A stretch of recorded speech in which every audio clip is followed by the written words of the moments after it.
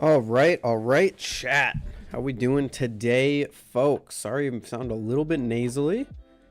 I am still getting over being sick. Thank you all for showing up so early. Appreciate you. First stream in a little bit. Hopefully everyone has been doing well. What is up? Suchi, Hop, Curtin, Sam, Oily. How you guys all doing tonight? I see someone has a stomach bug. I'm sorry to hear that. Someone's working on a research project. A research project, you say? What's up, Tony? Chat, today is a little bit of something different because I am trying out a new camera angle. You guys will have to let me know what you think of it.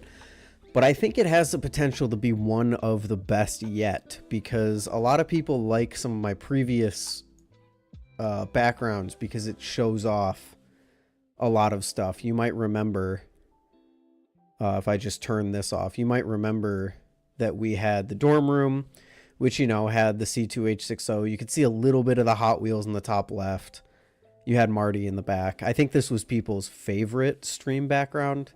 You had my one at home, which is the usual podcast background, which I don't really think is that popular, but I think it's certainly better than the apartment one that I had before and the apartment one that I have now. So we'll have to see how this one goes. I'm not totally happy with it. I think the lighting kind of sucks. I don't really have a good way to fix that. Maybe I'll figure out something this stream. But this stream is going to be more about kind of talking, catching up. Maybe we'll be installing the zippy Orion spacers. If we have enough time, maybe we'll be playing some No Man's Sky. There is another expedition for the next 2 weeks that I would like to get done. I kind of doubt that given how late I'm starting here. I did want to start a little earlier, but oh well. Anyway, it's time. Let's show off the brand new setup in 3, 2, 1. New camera angle featuring whatever the fuck is on my neck. I don't know what this is, but we're over here now. Usually you guys are over there. You're pointing off into fuck all nowhere. But now I can actually point it at myself. I can look at you guys. I can look at chat. I cannot be looking over here. And I can show off some things in the background. We have my Balisong corner. We have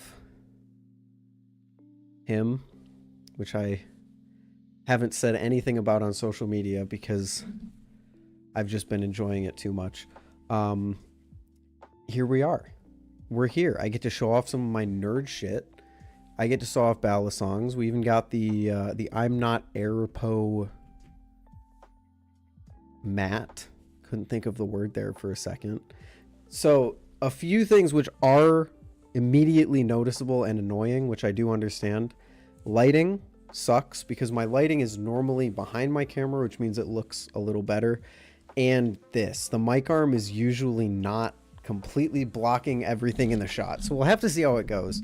But so far, I think I actually do like this a little bit better. It's a little bit more hobby oriented, I guess you can say, instead of just pointing off towards my bed with a couple stuffed animals in the back. We'll see. Let me know what you think. We'll make changes as we go. How you been? I've been good, Dane. How you been? Oh boy. Like I said, still sick, unfortunately. Not totally sick, just still plugged up. Actually, there is one thing I could maybe fix for the lighting. Hold on.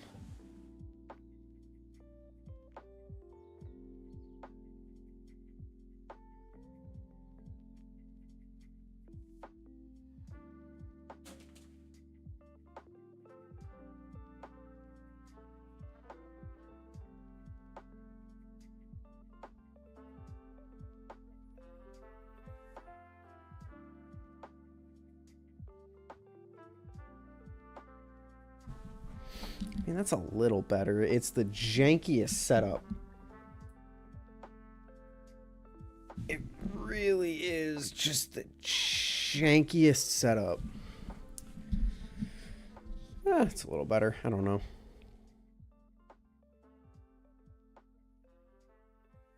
Thinking about getting a SlifT. There are a few Balisongs that I recommend more than the SlifT. If you have the money for it. Like, obviously, there are better recommendations if you're not looking to spend $600. But there really are few Balisongs that I would recommend more than the SlifT, just from the value that you get overall. I know that might be controversial, seeing how the community seems to not like the SlifT lately, but sue me. I'm going to sit on my island of enjoyment. My SlifT's right back there. Even without glasses, it's such a jump scare. Sorry, Pyro. I'm sorry, man. I like this better than the last setup. Background-wise, I don't think there's much to like less than the last setup. Background, I'm not going to touch my camera. I have learned. I'm not touching that. But before, you guys would just point off into the corner of my room. There was nothing back there. There was Marty. There was Dex. Nothing else. I mean, I'm still going to use... So, my old camera mount, which is a desk... It's a desk lamp facing up that I set my phone on. Is still there, and that's how I'm still going to do green screen stuff, because it's impossible to get a green screen in here to get that. So this angle from over here will still exist, but I think for more chill streams where we're not gaming all night, I think this is going to be it. We'll see. I'm hoping Brandon stops by at some point and comments, because usually he notices things that I don't, because, you know, he's the professional. So what's up, Eric? Been a minute. I think the thing with the SlifT is not that it's hard to flip. It's not hard to flip. It's not a challenge, and people don't like that. Yeah, people say that the SlifT flips itself, and they don't like that, which is understandable, but, you know, I'm not over here trying to compete in Bally Comp. I just want to flip something that's fun, and the SlifT can't beat that.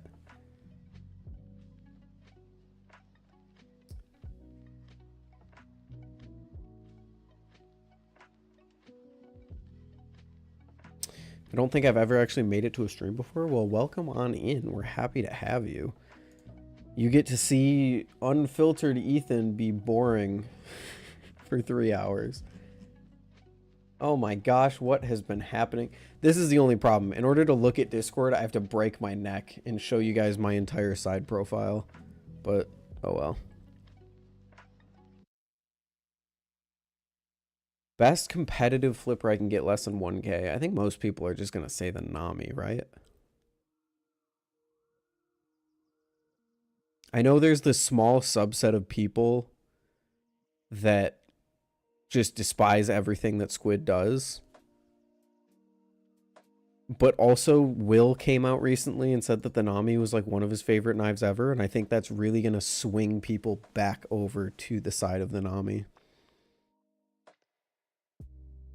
SlifT to learn on, Nami to perform on. That's an interesting take, Ted, because I feel like if you learn on the SlifT, you get used to some things that don't exist on other Balisongs, like length. That's just me, though. Also, hi, Ted. I don't know if I've said hi to you yet.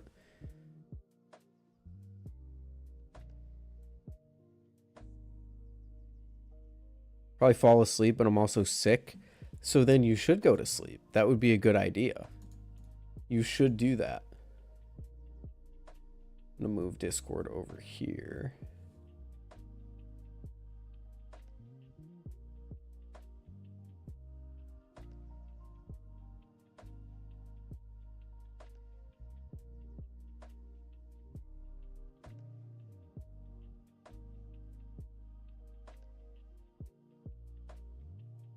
What's up, Steven? How's it going?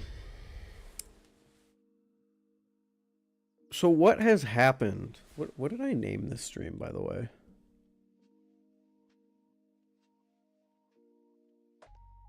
Chatting, maybe Orion Spacer install. Okay, so that is the plan. We'll just be chatting about stuff and things.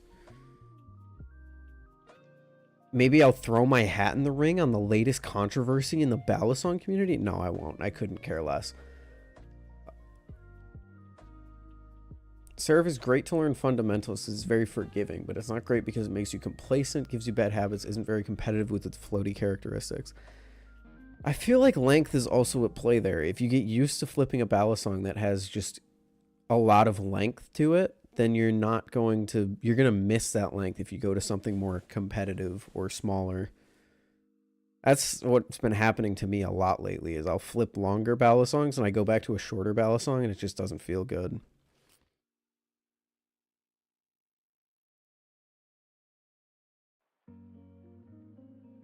Got my grandma here. She's keeping me company. Shout out, Grandma.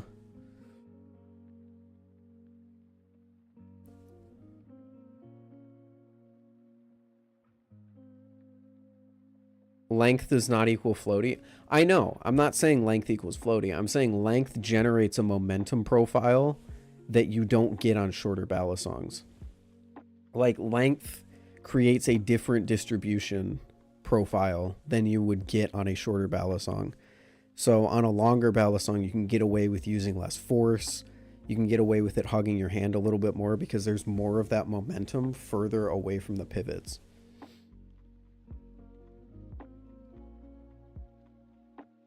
Whereas a shorter Balisong, you don't have that handicap.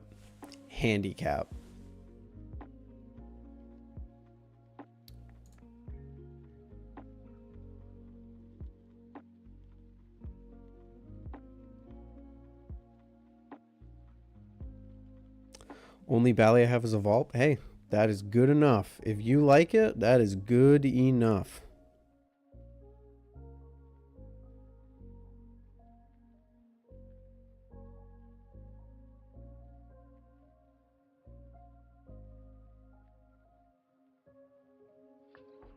I haven't flipped my vault in a while.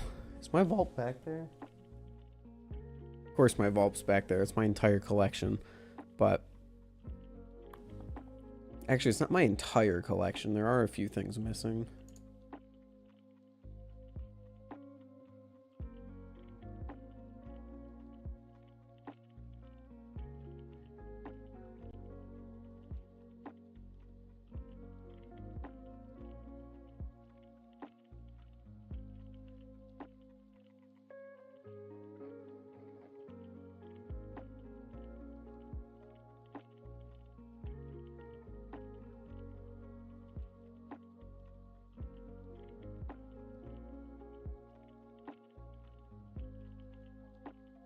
Dude, these simple stock hoodies that he keeps posting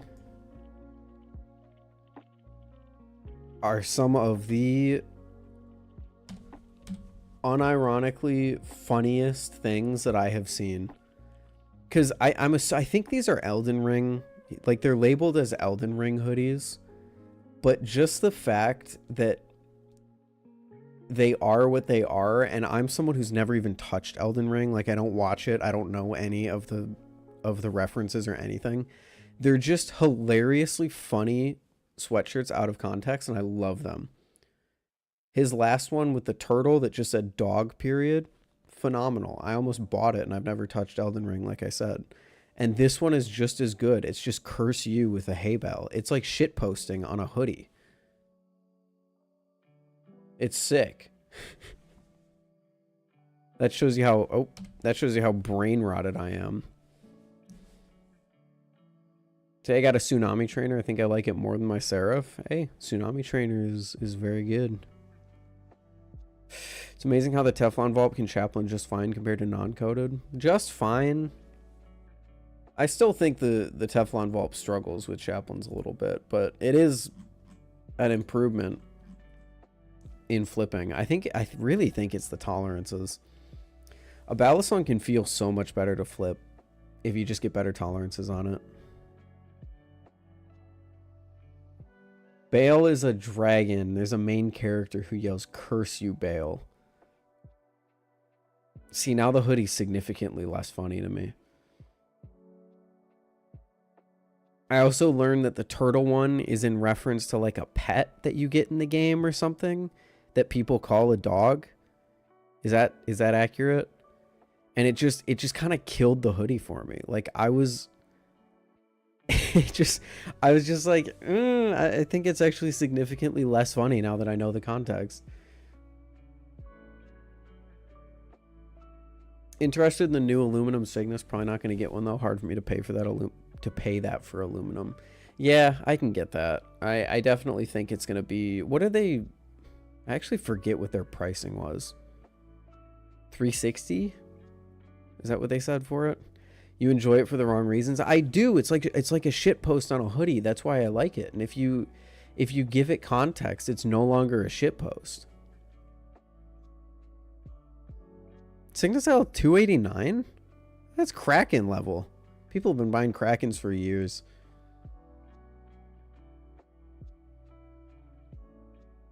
Wait, what? Most aluminum trainers, like most of the, I guess I shouldn't say most, but a lot of them are in the 200 range, so I don't actually think 289 is that bad of a price whatsoever. I guess I should probably look it up though, because when does their competition start? These are all things that I should know. To say that I have been keeping up with the Balisong community lately would be a little bit of a lie. I can't try and pull the wool over you guys' eyes. The 25th. So we have like 2 weeks until we actually have 2 weeks exactly until the LDY competition starts.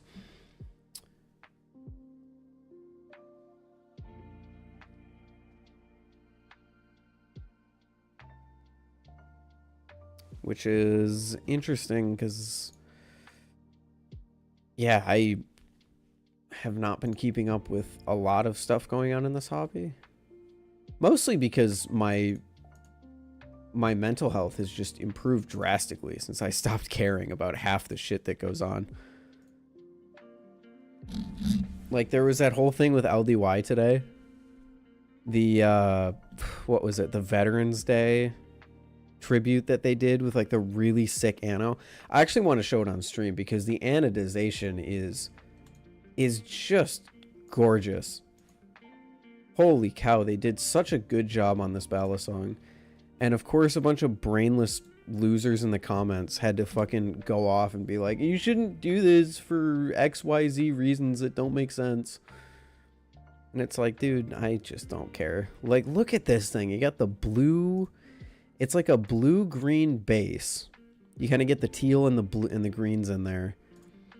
And you have these extraordinarily detailed flowers on there. Like, look at the level of detail that they're able to get in these flowers. I assume it's from a laser of some sort. But like, they're even able to get like little splotches of brown for like the seeds in there. You've got like this purple on the side, which almost, if I look at it more, looks like a camera artifact from focusing. But you get like this brown and this yellow with these little lines in there. The top, you have like this beautifully petaled flower, and they have like thorns and stems going down the entire handle, which are like these really thin, wispy gold lines. And then they printed, because it's Veterans Day, the U.S. Navy SEAL logo. And this was a rescue, the para-rescue emblem to celebrate Veterans Day. And they're not selling it. They're not profiting off of it. They're not getting rid of it. They just made it as a tribute piece. And people somehow found a way to take issue with that in the comments, which is just like, I just couldn't care less. Because like, this is a beautiful anodization.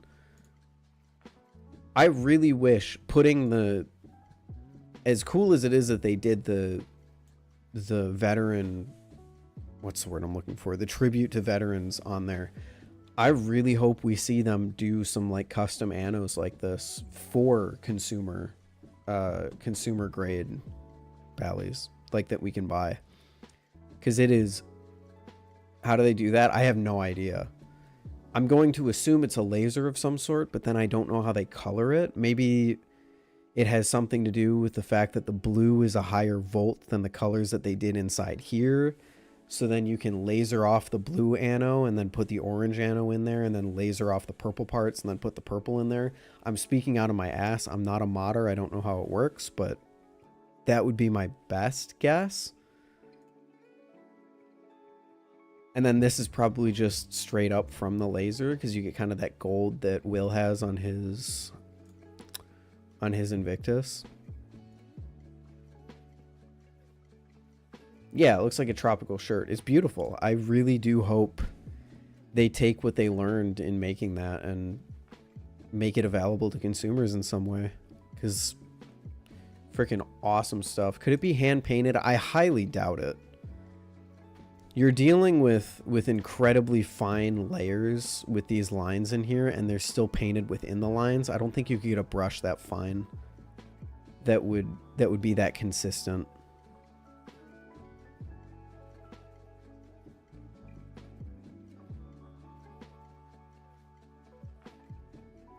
Yeah, an Orion 1.5 in purple laser blossom, that would be cool. You can laser off, then anno a lower volt color. So teal laser, purple laser, red, orange laser, yellow. Gotcha. Freaking, that's cool. Because you can't undo a higher voltage anno. I think that's how it works. And then in other LDY news, they also showed off their competition limited edition Orions and their competition limited edition Sirius, which this is actually really cool because people have been asking for like that paint splotch from the Orion that I have back. And I think this is the closest we're going to get with this kind of checkerboard on the blade. This is a really cool Sirius.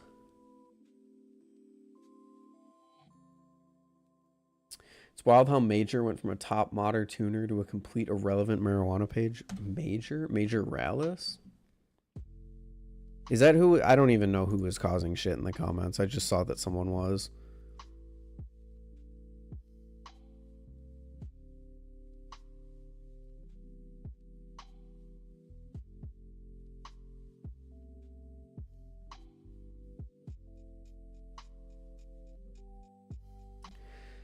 Balisong modders try not to bend over backwards to ruin their reputation in the Balisong community challenge. Impossible. I don't get it. What the fuck? Max, what did you do to that thing? He dropped it on carpet. Never mind. You didn't do anything to it. That is literally not your fault. How does that even... That's a clean break. That almost looks like it's machined. Damn. Didn't even snap at the thin part down here. I guess this is technically thicker this way. Wow.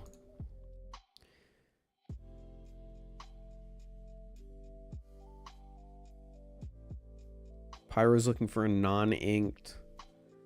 Farbo's posting about Dr. Pepper. That's fire.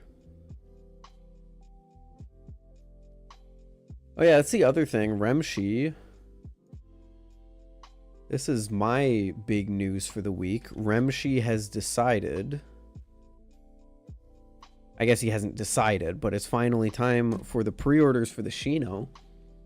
Coming in at $400 for a titanium trainer from a small maker. I don't think is the worst. I know there's going to be people that have a problem with this price. I think it's a little bit better than than the Kuno because it's like an actually tried and true construction. It's got the steel blade. It's got titanium sandwich handles. It comes in the package with the different spacers. If you haven't watched the blade bias video, you get the zippy spacers and you get the... you get barrels and you get the regular titanium spacers. I'm not sure how they're doing customization. I don't know if you're going to be able to pick the colors of your zippy mods or whatever, but $400 for a titanium trainer that isn't all titanium, isn't pinsless. It's like a more standard built up. It's a more tried and true construction method, like I said. Yeah, it's I think that's a perfectly reasonable price, especially for a small maker who's working with outsourcing production. For anyone who isn't aware, did my camera just move? I think it did. You like the look of that, Shino? This is the exact Shino from the product page because Zippy took the pictures and then sent it to me. and then I will send it back to Remshi. But there it is. The Shino is not pinsless. You can see we got pins in there. Sandwich construction, titanium, and a stainless steel blade. So this is not an experimental build. I guess I shouldn't really say experimental, but it's not like a never before seen thing with the all titanium pinsless or like the all aluminum pinsless that the Aluno was. This is like tried and true trainer, just with a goofy blade shape. Little bit of a goofy blade shape, and it flips great. I really like how it flips now that it has the zippy extension spacers. I do think the zippy extension spacers are going to be a must unless you really are killing for some blade bias. And I mean like a lot of blade bias, because this thing is already fairly neutral. But it fans much better than the tip weight would lead you to believe, so I think Remshi did a very good job on it. If you want to know more info, I'll be posting a follow-up video in the next coming weeks. I got to get to a few other things before I do that, but it'll be coming. And in other blade bias / Camaro EE news, Ty came back to the channel today, not permanently, obviously, but he dropped a video.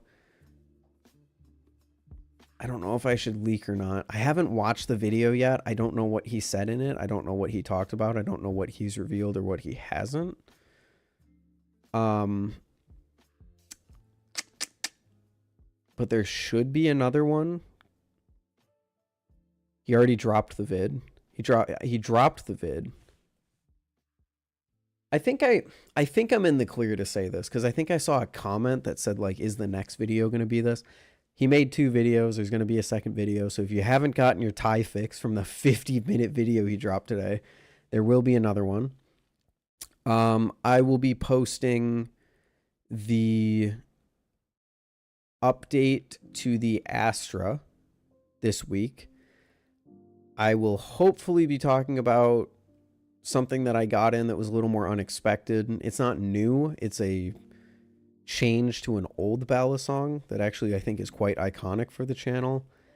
And I would expect, I'm not committing to anything yet, but I think it would be, if you're a betting man, I would say put odds on seeing something about the Bally Awards by the end of the week.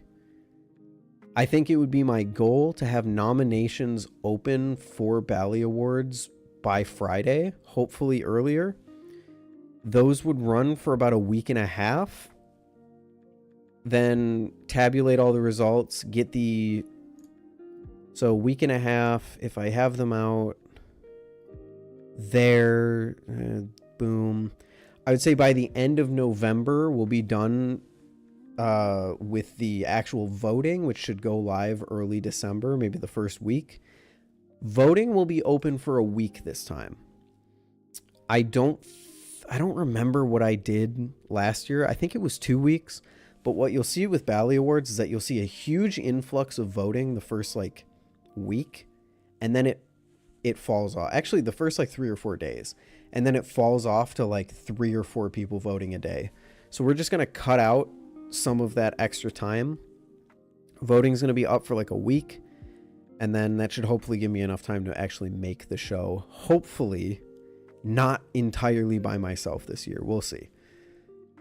But that's the rough plan. Again, I'm not committing to anything yet, but I would expect to hopefully maybe see something by the end of the week for Bally Awards.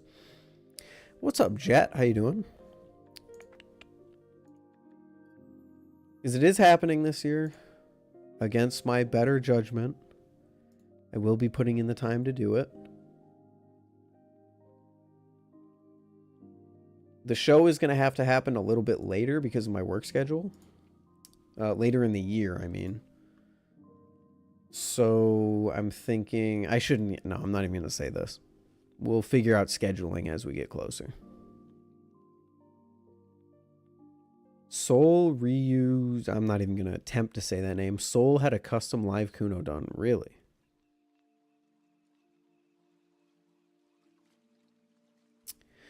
Any thoughts on the bird of prey create with the Bally's knife? It's probably the one that I'm least excited about actually like flipping. It's the one I'm most interested to see how they end up doing it, how they end up accomplishing it. I think I'm far more excited to actually like flip the other two and have them in the ecosystem to like recommend or talk about or review or whatever. I think I'm least excited about the bird of prey, but I'm most interested to see how they end up like actually engineering it. Been getting by, lots going on this week, and it's only Monday. I'm sorry to hear that. It's been a lot going on for a lot of people lately, it feels like.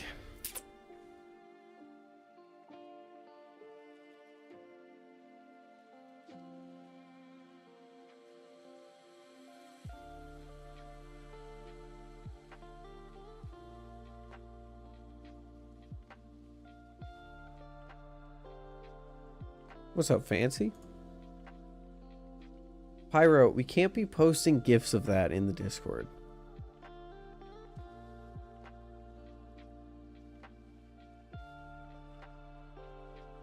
Monday has absolutely sucked for like the last 4 weeks or so. When has Monday not sucked?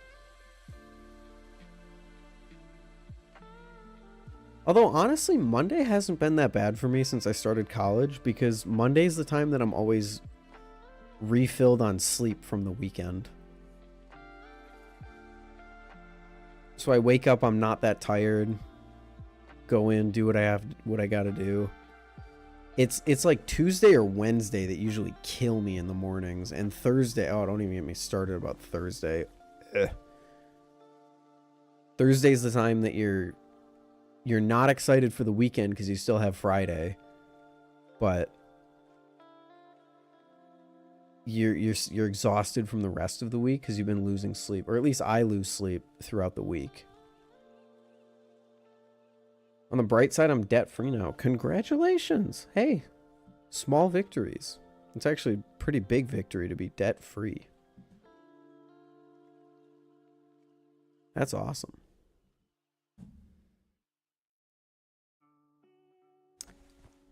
What are we doing? We're chatting, bro.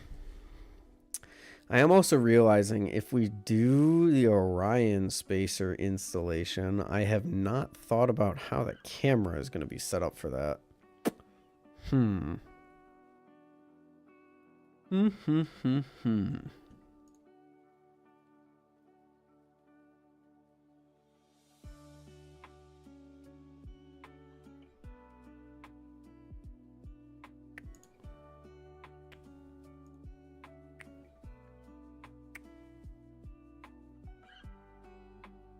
Pretty sure Tuesday, Monday night is the day that people on average get the least sleep. Yeah, that sounds right. I don't know. For me, it is. And then you ride that lack of sleep for the rest of the week. It's so sick. I love it.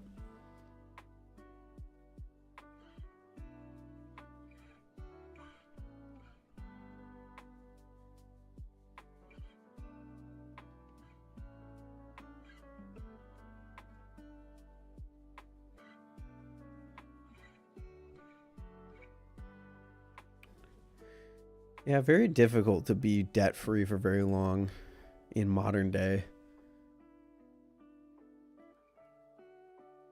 But take what you can get, absolutely. Have you had any issues with your Kuno being pinsless? Nope. Maybe the handle gap has shrink. You know, maybe the handle gap has closed a tiny bit. But it's not handle slapping. It's not. There's no problems at all with it. Granted, I don't flip it as much as like if someone was going hard on the Kuno every single day, I'm sure they would have problems with it. I don't go hard on the Kuno every single day. So, but mine has not had any issues. I've had it for over a year now.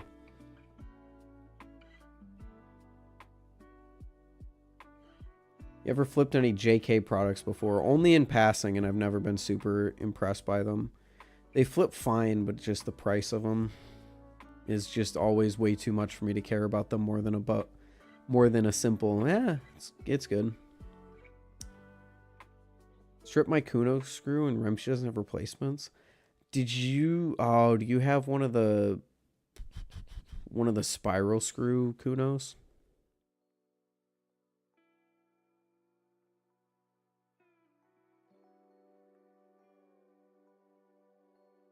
Getting to the 1G10 Orca.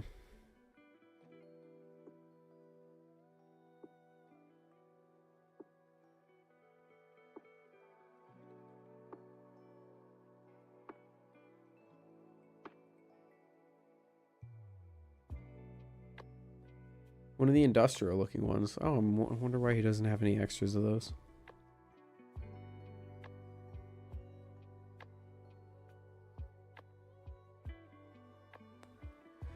Interested in trying my time live Sasori. Your time live Sasori. Not currently. I'm not really borrowing anything at the moment. Besides the Rimshi thing, but...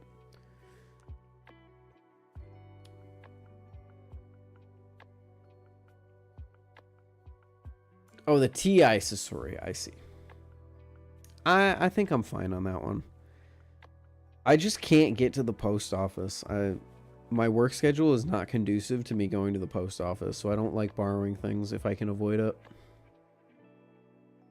They were specialty screws. He bought the entire stock to make Kunos and had none spare. Jeez.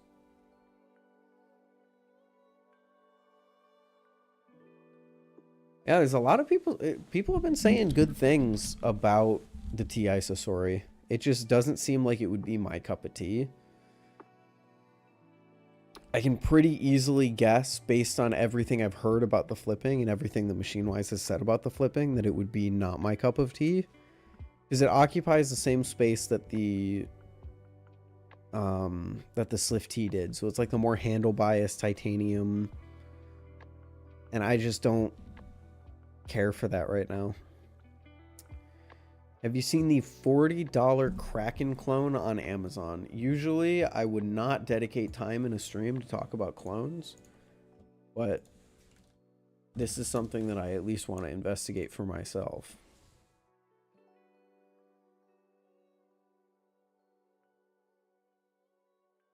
Anoan is beautiful. Oh, I'm sure it is. Dude, the Machinewise Anos are sick.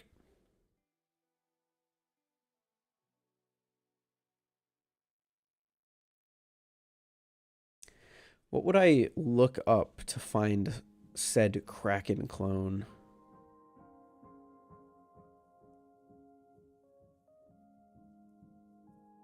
Oh, there it is. Nope, I got it. Yep.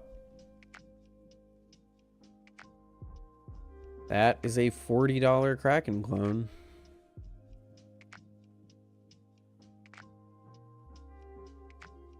$60.61. It's on bearings. Ugh.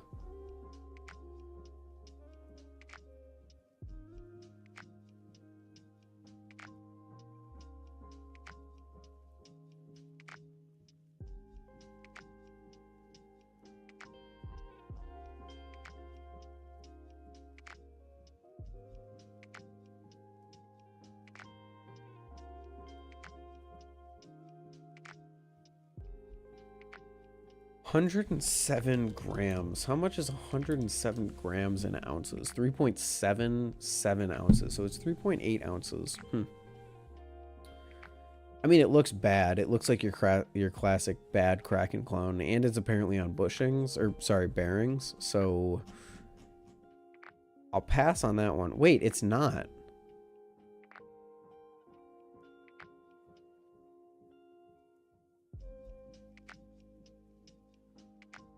So the description says, in one of the pictures, it says 6061 aluminum alloy bearing system. But then if you scroll down to the pictures, they show it disassembled. They show a bushing clear as day. So I don't know what's up with that. Anyway, I'm done. We're not showing any more. We're not devoting any more time to clones here. Boo.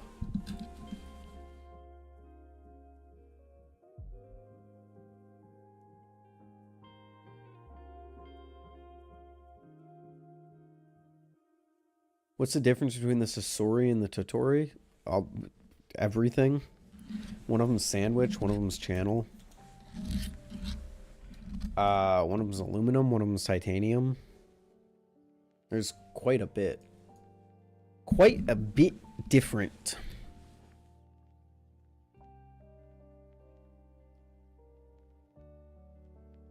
It has bushings and bearings at the same time, or just you can choose?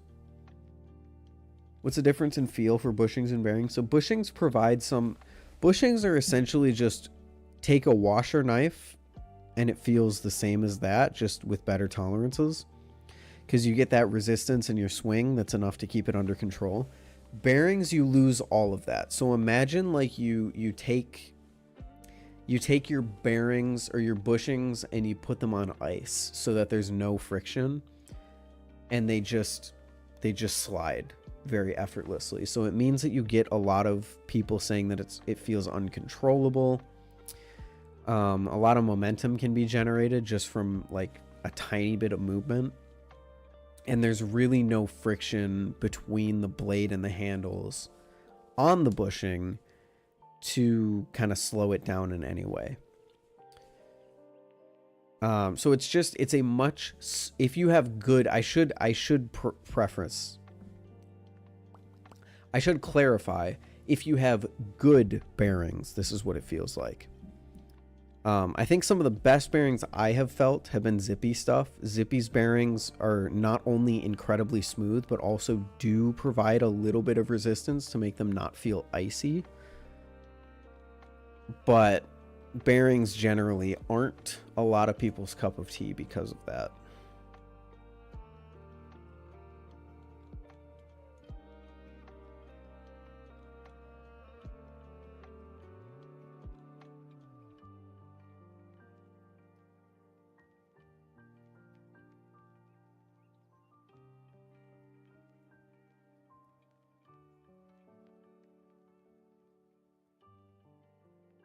Oh yeah, Zippy Parallax. That came out, didn't it? Is that in people's hands yet? Has the Parallax been shipped out? I know he sold a round of like prototype, pre-production, something or other. Parallax is shaping up to be cool. Oh, you know what? Actually, I think I remember you mentioning you got one. Parallax is shaping up to be very cool. Got that nylon with the live blade. I think it's nylon. Nylon with the live blade. I flipped a really, really early prototype at Blade Show. Back before he had finalized like what the balance was going to be or what the weight distribution was going to be. So I don't know what it feels like now, but glass-filled nylon with the zippy bearings on a live blade. That's gotta be pretty cool. That's gotta be pretty cool.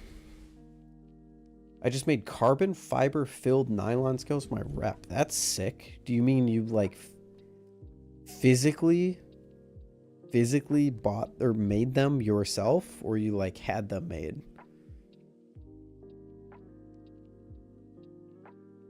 What do you think about the new Zika Bally? Oh, 3D printed. Oh, cool. Hell yeah.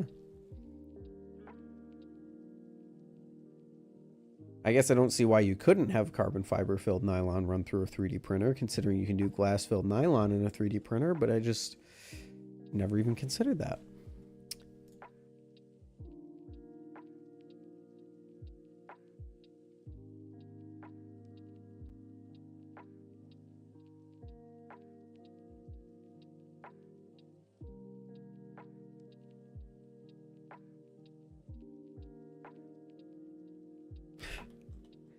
Dude, why do people come into my server and try to DM Will?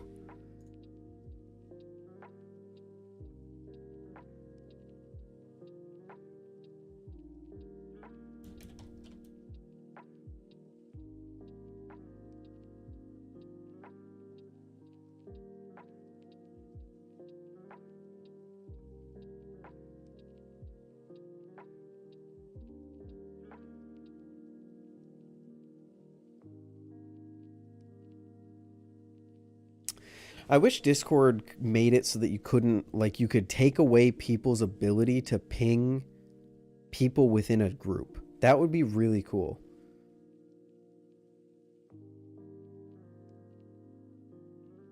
Is that a massive transformer? That's awesome. No. Yeah, it is. Yeah, my combination, basically my Christmas gift to myself was buying a big fuck off transformer of Trypticon, who's basically Mechagodzilla, who I've loved since I was a kid.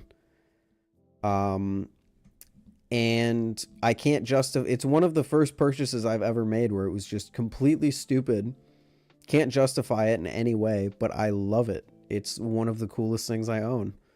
Because dude is freaking massive. We need a bonus bias. I was going to bonus bias the unboxing of him, because the deal with Trypticon is he was released in, I want to say 2017-ish. He was released for like $150 US or whatever. And because it was around the time that Toys R Us was closing, people got him at bargain stores for like pennies on the dollar. I've seen people say they paid 40, 50, 60 bucks for him. But once that happened, and because he didn't sell very well, he went on the they discontinued him, and he went on the secondhand market for hundreds upon hundreds of dollars. If you have one in a box, you could probably get $400 for it if you wait long enough on eBay. So I was lucky enough to find a dude who was willing to sell it to me for a really good deal, and it was in box, never opened. So I got the experience of opening the thing, which is really cool because I've been looking for one of these things for like a month now. But the reason I didn't do a bonus bias on it is because the box arrived and it was kicked to shit. I don't know why anyone uses UPS as a post service anymore. The box wasn't even sealed with the tape anymore. This is how bad it was. So I was like, there is a 90% chance I pull him out of the packaging and he is just kicked to shit. I'm not going to record an unboxing of this. Thankfully, he was fine. Maybe I'll do a bonus bias. I think I need to do a bonus bias on just Transformers in general first to kind of gauge how people feel about them before I really get into like the nitty gritty of like talking about specific figures. If people enjoy it enough, maybe I'll start doing random bonus biases talking about each figure. But yeah, he's so freaking cool. I have reconnected with my inner child in a massive way because of a few toy purchases I made this year, but also because of him.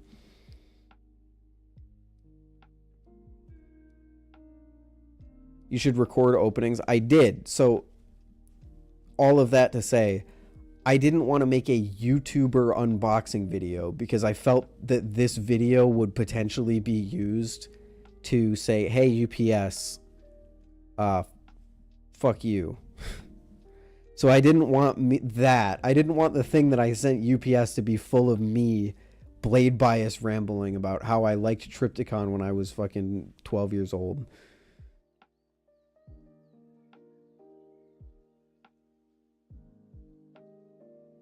But thankfully, it wasn't really necessary. I opened it up. I got the box itself out. Thankfully, the guy who packaged it really well. So the outer box was kicked in, but the inner box took almost no damage, so he was fine. Did you see Kyle Kruger's new Transformer video? I am going to be totally honest with you. I don't even know who that is.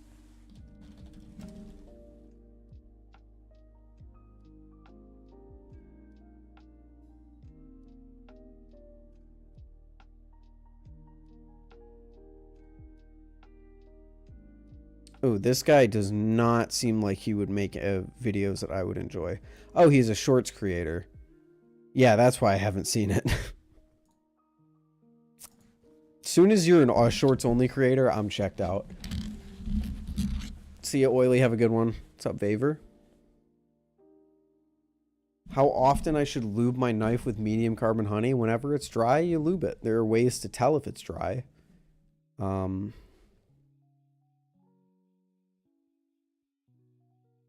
I think I made a video on it before. Feel free to watch that for extra info.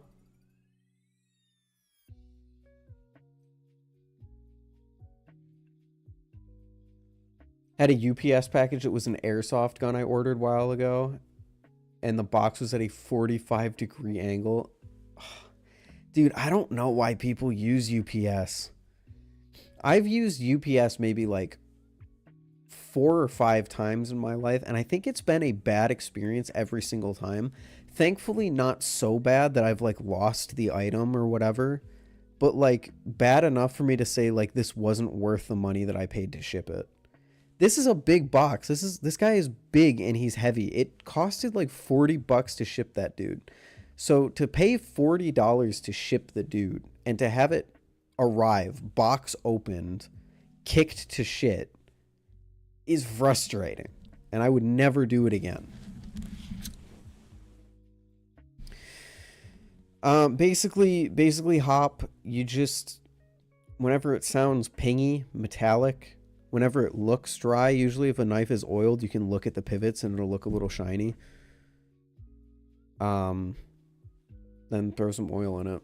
You can't really over oil a Balisong. I mean, you can, but all it does is just seep out and be greasy and annoying.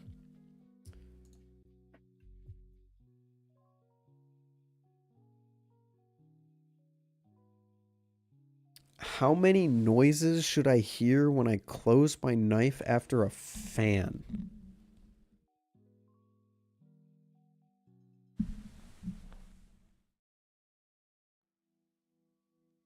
Are you talking about buzzing?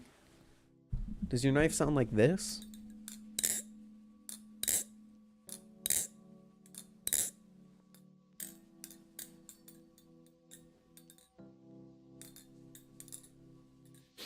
$300+ packages with 100% delivery versus 10 packages on UPS or FedEx with 2 going missing.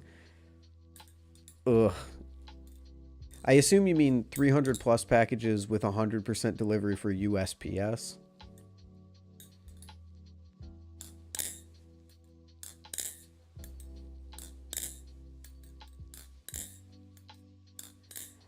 There's buzzing, but like there's a tap noise sometimes. Well, the buzzing is normal. Like the buzzing is just the blade. Essentially what's happening is whenever you close your Balisong, the blade is hitting that Zen pin, putting energy into it. The Zen pin is pushing that energy back into it because, you know, bounces, physics. So they impart energy on each other. It bounces back, it bounces back, it bounces back, it bounces back, it bounces back, it bounces back, it bounces back, and then it's closed. If you watch a slow-mo of closing Balisongs, you will see the blade violently shaking back and forth. That's that noise. There's no way to avoid it. I guess the real only way to avoid it is by having a knife that's binding. If a knife is binding, then it doesn't buzz, and that's usually a sign that you need to fix something if it isn't buzzing like that. There are also a few Balisongs that just don't buzz because of their construction and how they are. So like it's not a blanket statement, but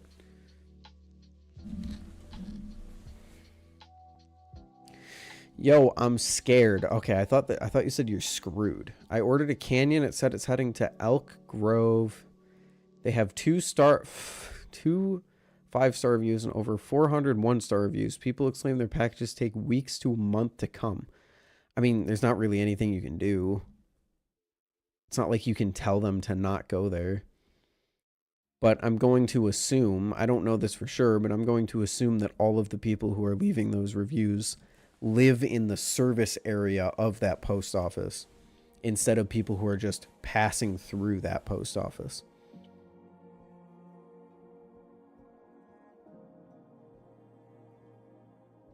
Or if your tune is too tight, it'll just clunk. Yeah, if you have binding. Just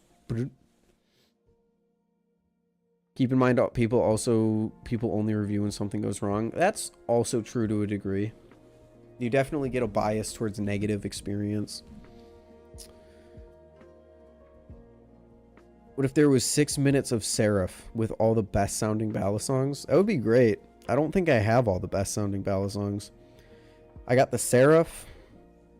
I've got the SlifT. I have got the Kuno. I guess the SlifT.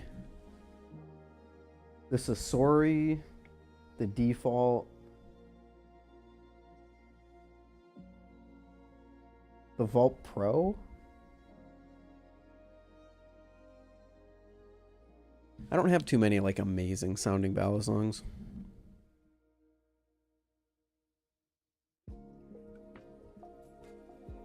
Especially for mail services, people's packages get stuck. They look up the location, give a 1-star review. Do people do that? I can't. I've had plenty of times where packages get stuck in a certain place. I've never even thought about going to the location on Google and leaving a bad review. Saying Vault Pro and not Kraken is demented and diabolical. I've never really had like a crazy sounding Kraken. All of my Krakens, they sound good, mind you, but like nothing compared to something like, you know, like a Seraph or something with G10 in it. They're just not terribly bouncy. My Kraken trainer is fairly bouncy, but I wouldn't say it sounds better than something that has G10 in it.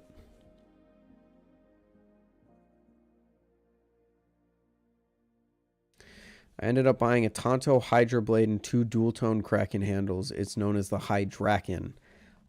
Yep, definitely heard of it because people would not stop asking me to make a video on the hybrid Kraken. Need a stock standard live Kraken ASAP. Flips and sounds better than the Dama. Not really interested.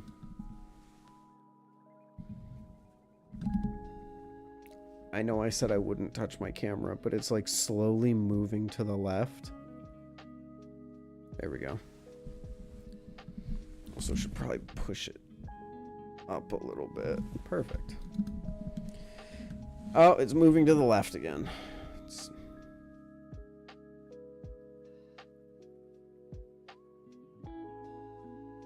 There we go.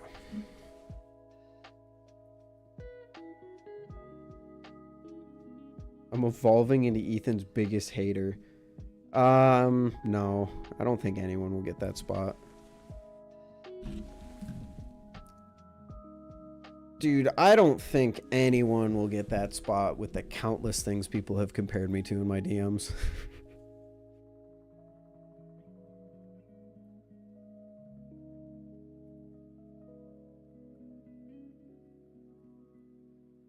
Yeah, Thomas Default does sound amazing.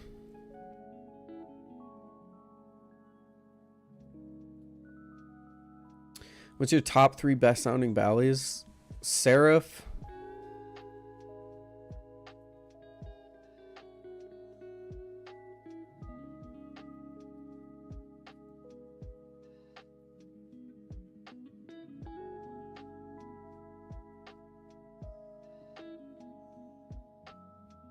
Seraph, SlifT / Kuno, Default.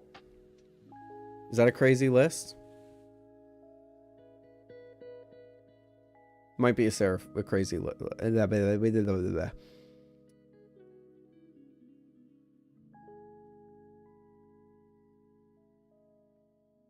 What are your PC specs? My PC's old. I built it in 2017. So I think the only thing I've updated since then is the graphics card. It has a Ryzen 7 1700X, 16 gigs of DDR4 RAM running at like 2300 megahertz or something god awful.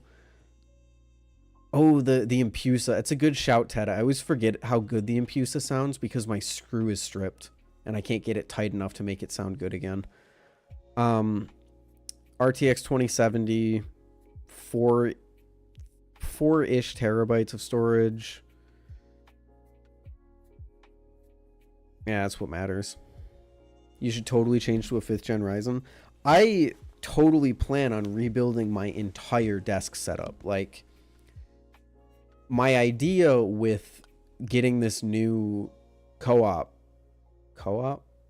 yeah, with getting this internship basically was, oh, I'm gonna have a ton of money to upgrade my computer finally. So my plan was totally change out these 2 monitors, New keyboard, new desk mat. I already got a new desk.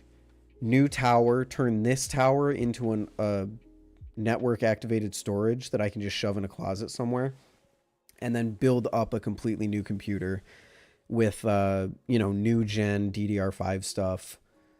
Ryzen. Probably get one of like the X3D chips.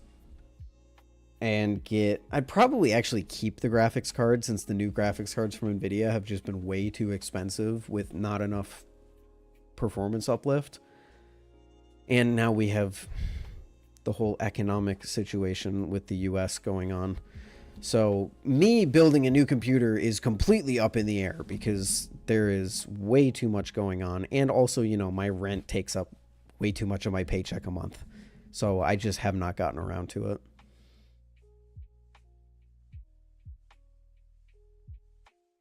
But yeah, I need to upgrade it bad.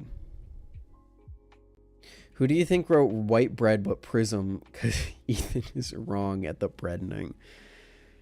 Let me guess. Has anyone asked who I am because of your stand? Ted, it is... it is bold of you to think that anyone steps foot in this room besides me.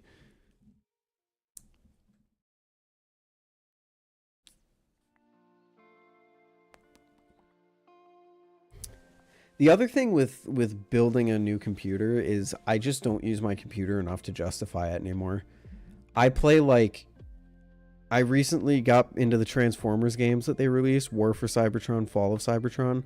I play like a mission a week if I'm lucky. And like maybe I'll load up some web fishing with some friends, or like Valorant for like one game. It's just not, I don't think I can justify putting a grand into a new computer when I barely use the thing as it is. What Balisong would you recommend? Yeah, check the description. I can't justify upgrading the GPU right now. Unless my GPU has been giving me some issues. I had some really crazy crashes, and also if I hit my desk hard enough, my monitors will shut off. And I have determined it is not a monitor issue because they work fine on other computers, and that doesn't happen. So it's an issue with the connection between the computer and the monitor. So I'm really, knock on wood, I don't want to actually knock my desk because I don't want to crash my monitor, but really hope it's not dying because I just couldn't get another one. Should I buy new PC components now or wait until next year when they'll cost 60% more? Yeah, that's basically what I was getting at. If I want to upgrade my entire setup, I need to do it now, or it's going to cost another $400. So that's fun. Love that. Should I procure a computer that runs purely on electric eels and hamsters running on little wheels, or buy a custom anodized Medusa? Actually, dude, renewable electricity? Custom Medusa is cool, but also, like, I don't have to pay electricity bills? Valo's a CPU heavy game from what I've heard. I mean, yeah, but I don't... Guys, I'm running on a 75 hertz monitor here. I get 140. I get double my refresh rate in Valorant easily, which is what you need to maintain a consistent playstyle. It doesn't... I don't need anything right now. My computer is a little slow. I could upgrade it. I plan on upgrading it. It is not at the top of my priority list right now.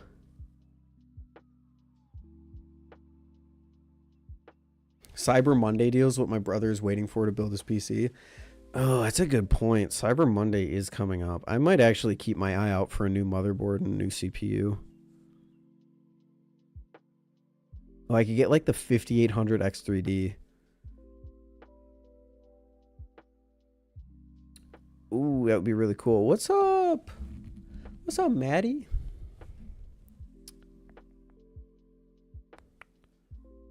This is why I value your opinion.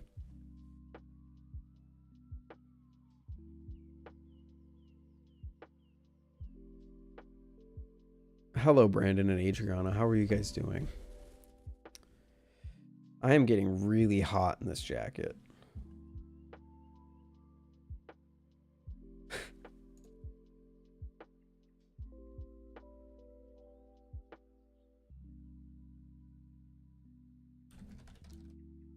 I learned the shortstop today. Hell yeah, brother. Hell yeah, brother. Good job. Keep it up. Keep up that learning grind.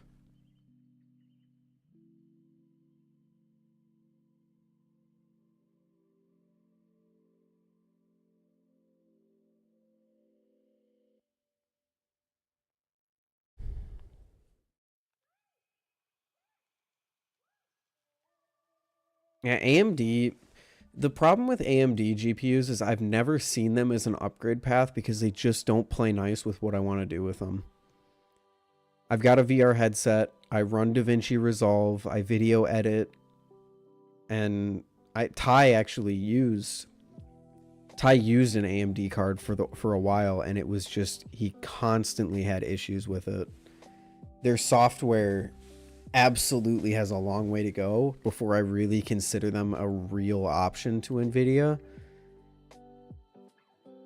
And I just don't think I'm missing the frames. Like, I'm not the kind of guy that needs every single game I play to be cranked settings 144 FPS. I just want the game to be playable. Like, I grew up on a laptop that could barely play games. I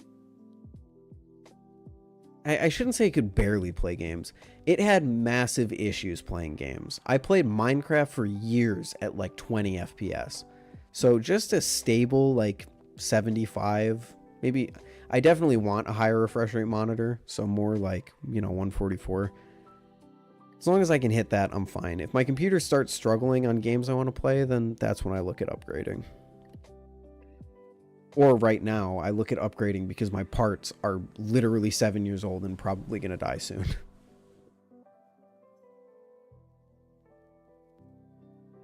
My first ever computer hop was, it wasn't even mine. I played Minecraft. So yeah, I played Minecraft on the family Mac. And I remember I didn't even do WASD. I did the arrow keys with control and page.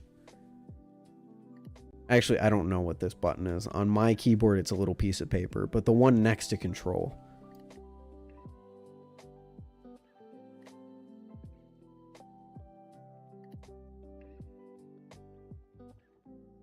Do you still play on a Mac? No. God, no. Oh my gosh. That Mac, it served me well, but it did not play well with Minecraft. I remember I'd play Sky Wars back when like Sky Wars wasn't a sweaty nightmare.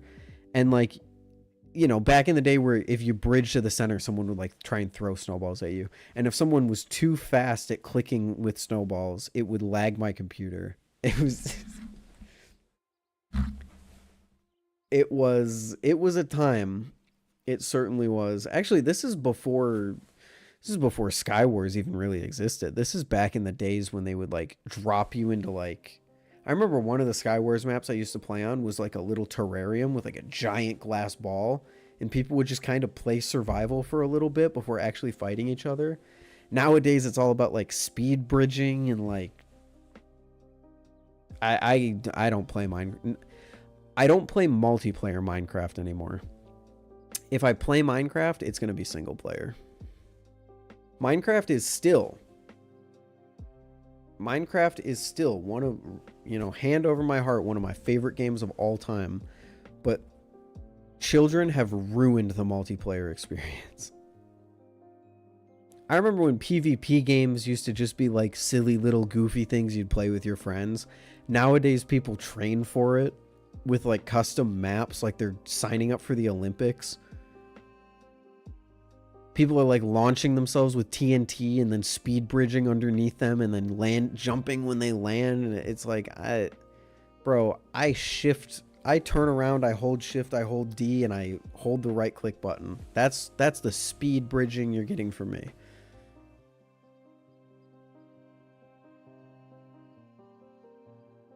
And now they're using like fishing rods to push you back so they can hit you into a hit stun or something like that. And there's like people who use water buckets and shit. It's like, dude, what the fuck?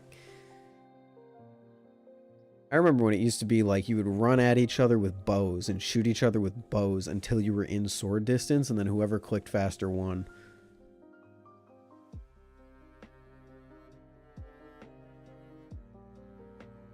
But yeah, I'll always play Minecraft single player or survival.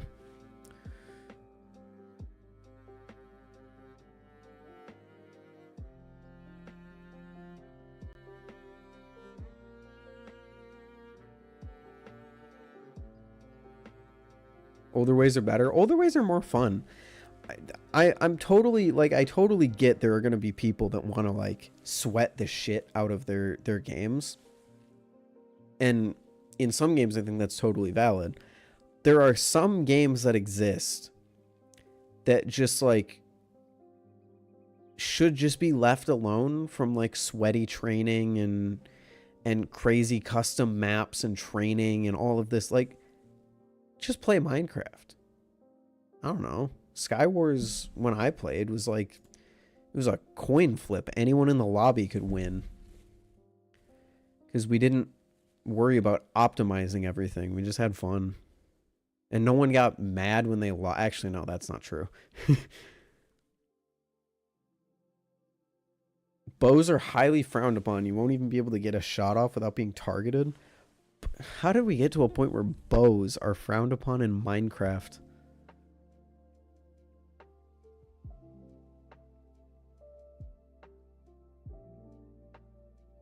How did we get to a point where people don't want to hear the little ding sound effect? Ding! Ding!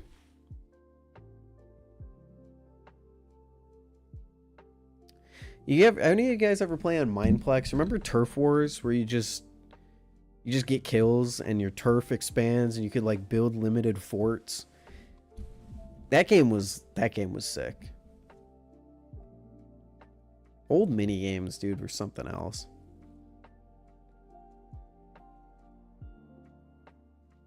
I miss old Minecraft, something fierce, but it will never. Minecraft's one of those games that you can load it up today, but it will never give you the same feeling that it did back then, just because of how much it's changed. Yeah, I know Mineplex is dead. Mineplex, to be fair, was pretty shit. Like, you know, in its late days, it became very shit. But back in the early days, before Hypixel was the dominant server, it was something else. You had Super Smash Mobs, you had Turf Wars, they had Minecraft Counter-Strike, which I never played because I didn't understand what the hell was going on because I was 12. Oh gosh, what else did they have? They had like the little soccer arena in the hub world. They had the Pictionary game. There was one game I always played on Mineplex. I don't remember what it was. Maybe it was just Super Smash Mobs. Maybe I just grinded the shit out of that.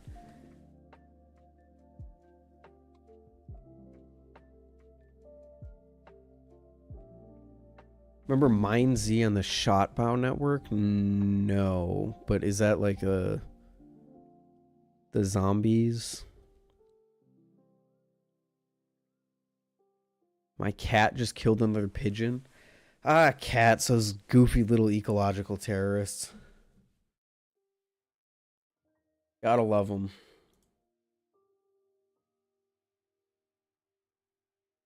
It was DayZ, but Minecraft. I never, like, super got into the other game remakes in Minecraft. I think one of the bigger ones that I played was Splatoon. Someone remade Splatoon in Minecraft. And I played that because we couldn't get a Wii U at the time. But yeah, I was never super interested in like the Counter-Strike in Minecraft or like the DayZ in Minecraft or anything like that. I'm struggling to remember if there were any of those types of games that I did play. Oh, paintball. That was one of the games on... Maybe that was Hypixel. I don't exactly remember, but I remember one of them had a really fun paintball game. God, I miss those games. I miss those days. And then you'd play like prison servers where you just mine and get money to buy your way through. Like, such dystopian shit for a game, but it was just fun because you can make a number go up. What I would give to go back and play 2015 OG Splatoon on my Wii U. Same. Dude, my family bought a Wii U because of how into Splatoon I was. I remember I played the tutorial at Target just randomly, just for fun. And I was like, this is cool. But like, as I played it more, I was like, holy shit, I actually like really want this. And then I became like hyper obsessed with it. So when my family finally got one a few months later, I played that thing nonstop for weeks. Weeks and weeks and weeks and weeks. And so much so that my family never actually really got any other games for the Wii U. It was just Splatoon. I got like I got Minish Cap for it. We had like the Nintendo Land that came packed in with it. And there might have been one other game, but like to this day, I think I only own like 2 or 3 Wii U games. Should I get Splatoon 3? Sure. If you think it'd be fun.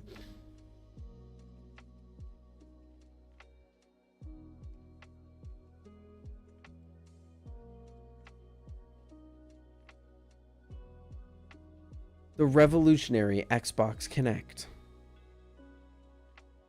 Nintendo Land was fire. Nintendo Land was fire. I love Nintendo Land. I couldn't play any of the good games because we didn't have the Wii Motion Plus. So like, couldn't play like the Metroid game or the Zelda game. But the one where you were... I don't remember, you were your Mii or something and you ran away from Yoshi carts. I don't even remember what the game, like the gameplay was, but it was like you ran through a maze to collect shit and there were like the little wooden Yoshi carts that would chase you around. I remember that was a ton of fun.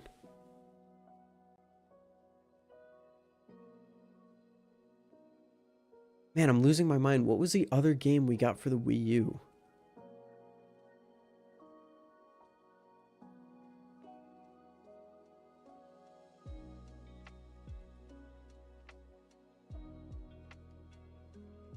Yeah, I was a Nintendo kid. My first console was a DS. And then we got a Wii shortly after. And I never played any... I don't have any nostalgia for...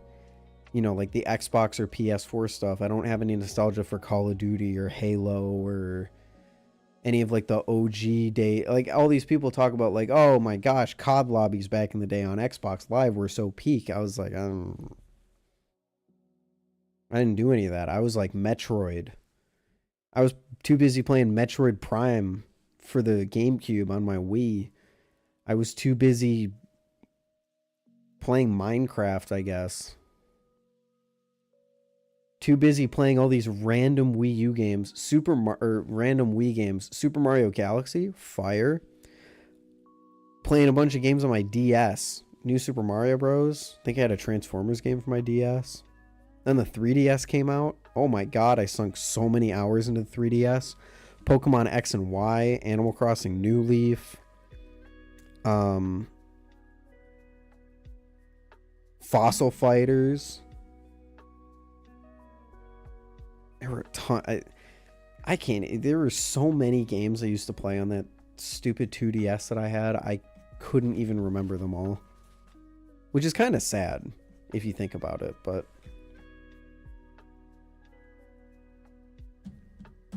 I do remember, I have quite fond memories.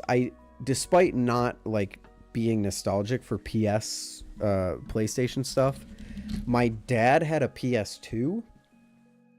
And I remember when I was young, I was a stupid kid, in case you couldn't tell. I did not understand what the concept of like a manual save was. Like when you have to go into the menu and click save progress. So I remember we had a Toy Story game for this PS2, and I would play the same levels over and over and over again because I thought that the point of the game was to get as far as you could in one sitting, because every time I turned it off, I would boot it back up and have to go back to the first level. So I thought it was just like an endurance game.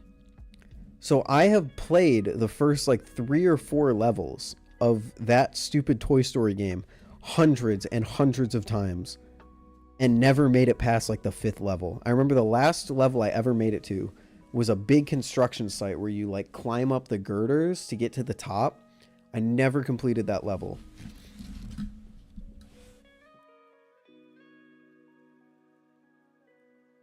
Because I just didn't understand you could manually save shit. It was really funny. And I think it's a byproduct of the fact that I played a lot of demos. I remember we had a demo disc of like just a bunch of different games, and I would play that a bunch. And all that the demos were like the first level of a game. And I would just repeatedly play them over and over and over. So I've always been a person who just likes to repeat things that I enjoy. So the fact that I was losing all my progress like never really bothered me.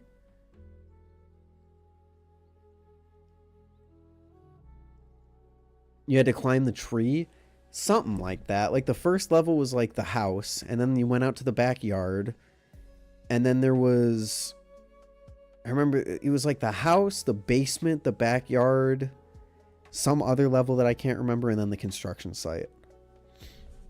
Actually, I want to look this up because I feel like PS2 Toy Story 3, was it? Oh, there was the game store. I remember I made it to a claw machine area, I think, one day.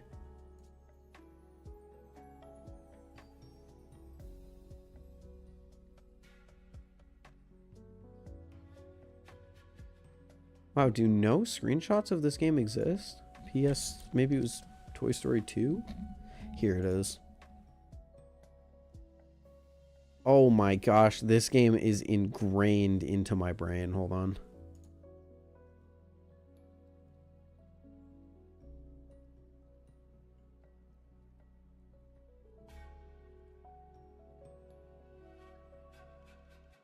This shit... Actually, hold on. Let me get a better... Dude, this shit is ingrained into my brain. Like this backyard level. And then you have to go down the stairs into the basement. And there was like all the goo everywhere. But you had like Andy's bedroom. There were all the collectibles.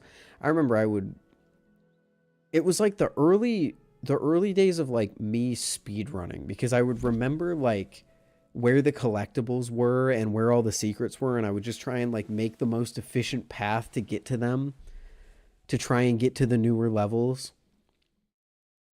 So it was like the closest that young Ethan ever came to being a speedrunner, which is so funny. It's so funny. Yeah, I had to fight Zurg in the attic. Yeah, I remember the attic. There was like it just gives me a feeling thinking about playing this game again that I can't describe. And there was the chair that you had to bounce on, and then you could like jump up on this ring and it would like pull something down or something like that. Oh, dude, this guy. I completely forgot about this guy. Ever make it? No. Yeah, the robot. The robot in the attic.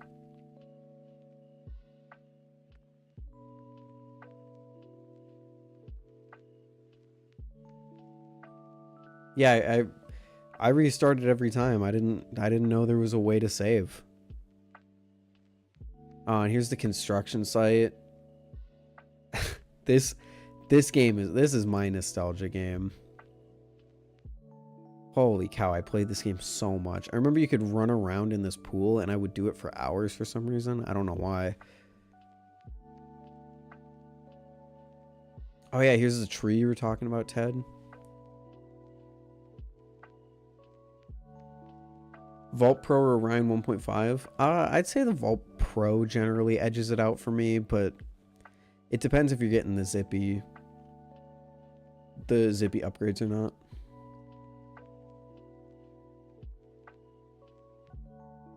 The swing set, the lawnmower. Oh, there was like the... What is this? I remember this, but I don't remember this at the same time. Can I watch like a... I want to watch 100... Let's watch a 100% long play of this game. Oh, I totally could have done it. This is a 100% long play of the game, and it's only a 3-hour video.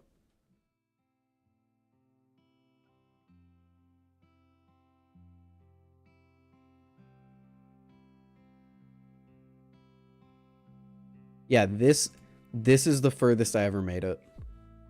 Was this space shop. Because I do not for the life of me remember this guy.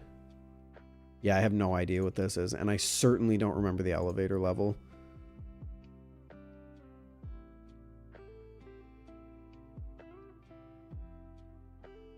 God, that's funny. So I played the first 4 levels. Oh, this level was so freaking this was the first Fadian game.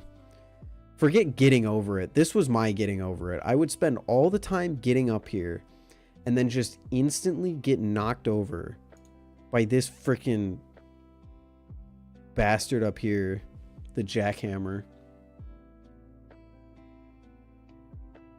See ya, Hop. Have a good one.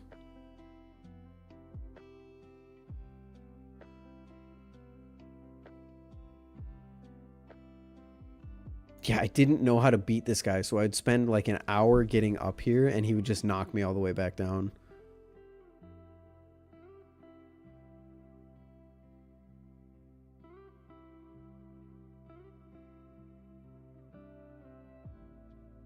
Oh, there was a weapon. You could shoot things. I guess I didn't know that.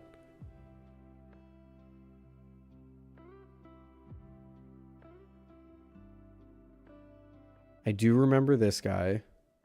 Okay, so I must have known that you could shoot. Oh yeah, there was that laser. So I did know you could shoot that laser.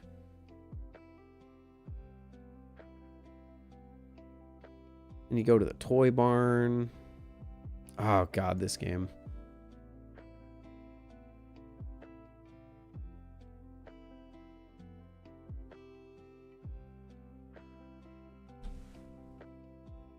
What a run down memory lane, though. Holy cow.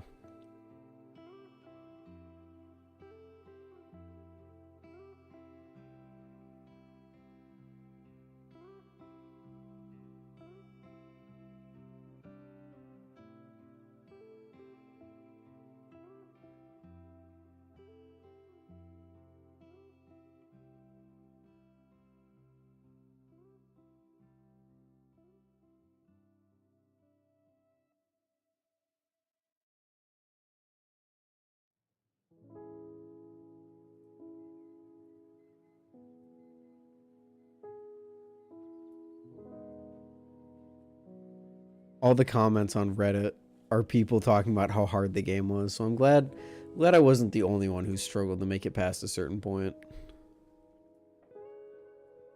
Even if I did. Even if I was a little too stupid to figure out how the game frickin' is supposed to work. You ever play Halo 2? Nope. I have no nostalgia for Halo or anything like that. My first time ever playing Halo was in 2021. One of my friends from high school was like super nostalgic for Halo and made us all get the Master Chief Collection. So I played that with them, but I have no memories beyond that.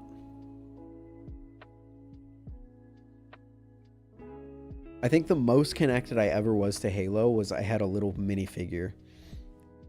Like one of those, they were like blind bags you could get little mini Halo guys in, and I bought one for some reason just because I thought the things looked cool. Well, I say I bought one. My parents bought me one.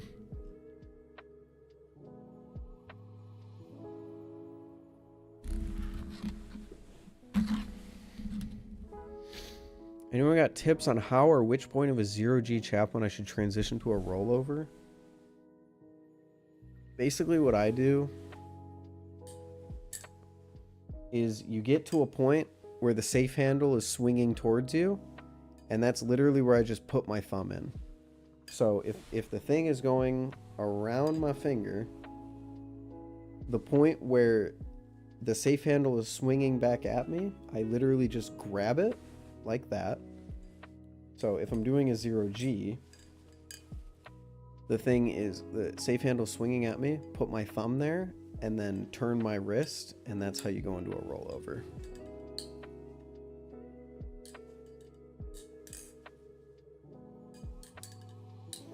I recommend maybe learning a whip rollover before you start trying to do the 0G to rollover like I do.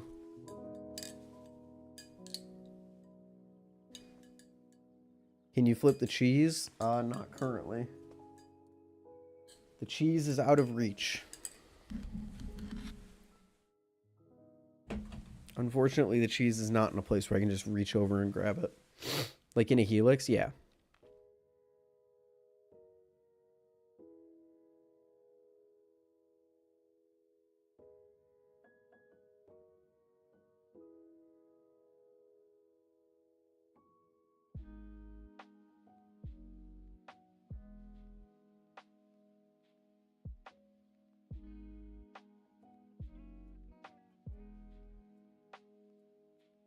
That makes so much more sense because I always try to do it when it was facing down. When it was facing down. Not entirely sure what you mean when it was facing down, but yeah, you want to grab the safe handle when it's coming at you and just turn your wrist.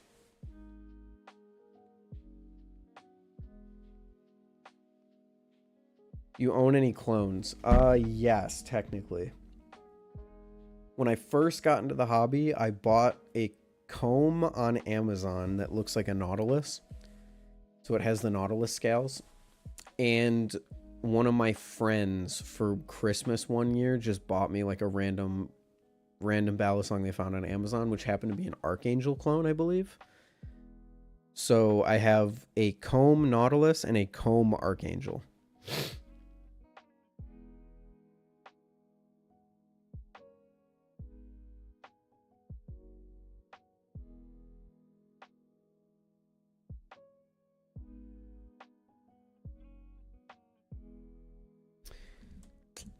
Unfortunately, one of them was out of my control. The other one I purchased because I thought it was funny.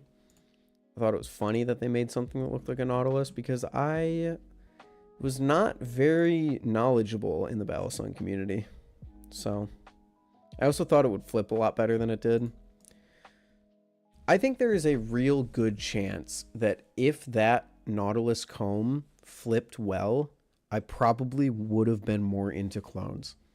But that thing flipped terribly and almost instantly turned me off from buying anything like that ever again.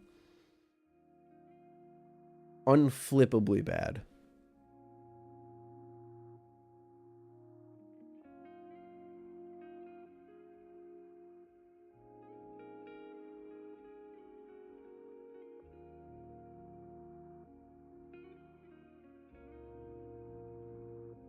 I do it your way since it always mesmerized me and looked easier than mine. Hell yeah. You know anything about the eight? Nope. As soon as you say arm shark, the answer is no.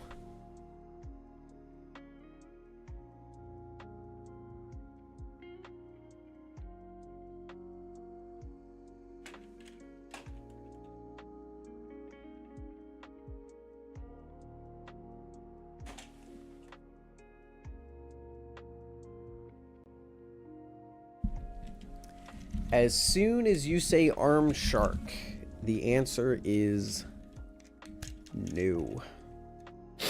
It's not a clone either way. Arm Shark is not a company that I care to support, even if they do make original designs. As much as I believe it's a good thing to support a clone company making original designs, it's not something I will ever be doing. Well, I shouldn't say ever, but it's not something I really care to do. Because it almost stings even worse. They're capable of making okay designs, and they still clone. Do you prefer Totori with pocketed weights or the full weights? I don't know if I'd ever say I fully preferred one over the other. What did Arm Shark do? They clone. I don't support clones. The fact that they choose to make original designs, or that they're capable of making original designs, but they still choose to clone things, I feel is kind of pathetic.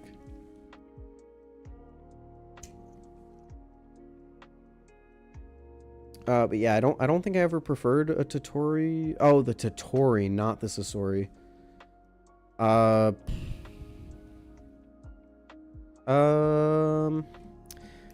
Whichever, I think pocketed weights, whatever had less handle bias.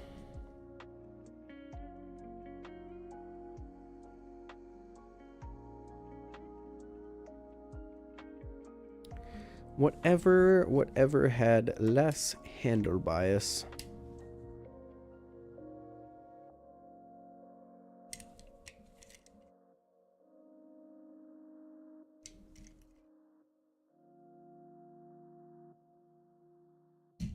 There we go. What's your opinion of Brandon? I don't have an opinion, man.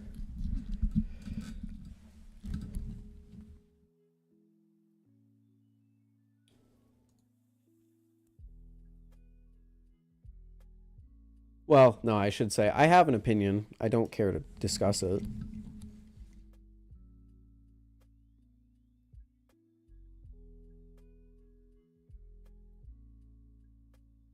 Pocketed weights feel so much easier to flip for me. Yeah, the Totori, I imagine it would flip well with the non-pocketed weights. I just prefer that. I just prefer to loosen up the handle bias a little bit, or lessen up the handle bias a little bit.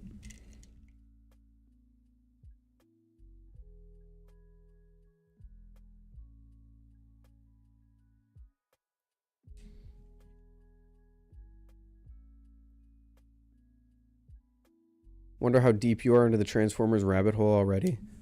Dude, I've got Titan Return Triptychon behind me. I'm pretty deep already, unfortunately. Or fortunately, however you see it. But I also have a collection of probably 50 Transformers at my parents' house that I still have yet to find. So if you think I'm deep already, just wait until I find my old collection from when I was 12.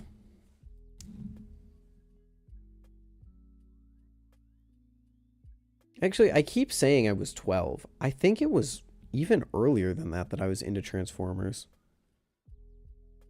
We're talking about the time Transformers Prime aired, because that's when I was most into it, because I freaking loved that show. That show ran from 2011 to 2013, I want to say. And I didn't watch it when it came out, so let's say 2012. I would have been 9 years old. Oh my god. I hate that. See you later, Fancy. Have a good one. Oh, I hate that.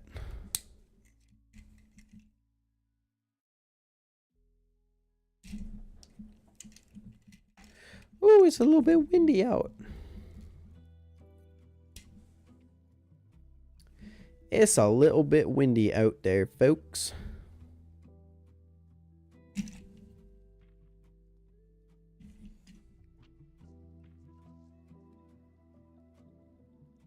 Would you say you're more into Transformers right now or Bally's? I am 1000% more into Transformers right now. 1000%.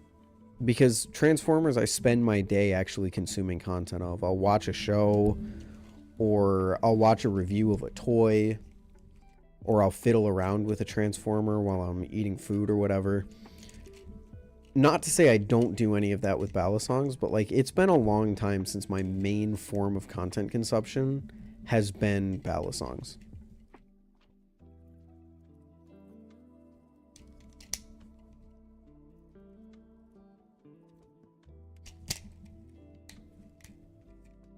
You should totally do a review of one. I plan on doing at least a video about them, but I don't plan on reviewing them in any normal context because this is a childhood hobby of mine, and I do not want YouTube to ruin that for me in any way.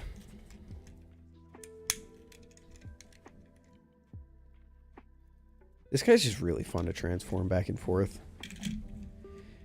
I really like him.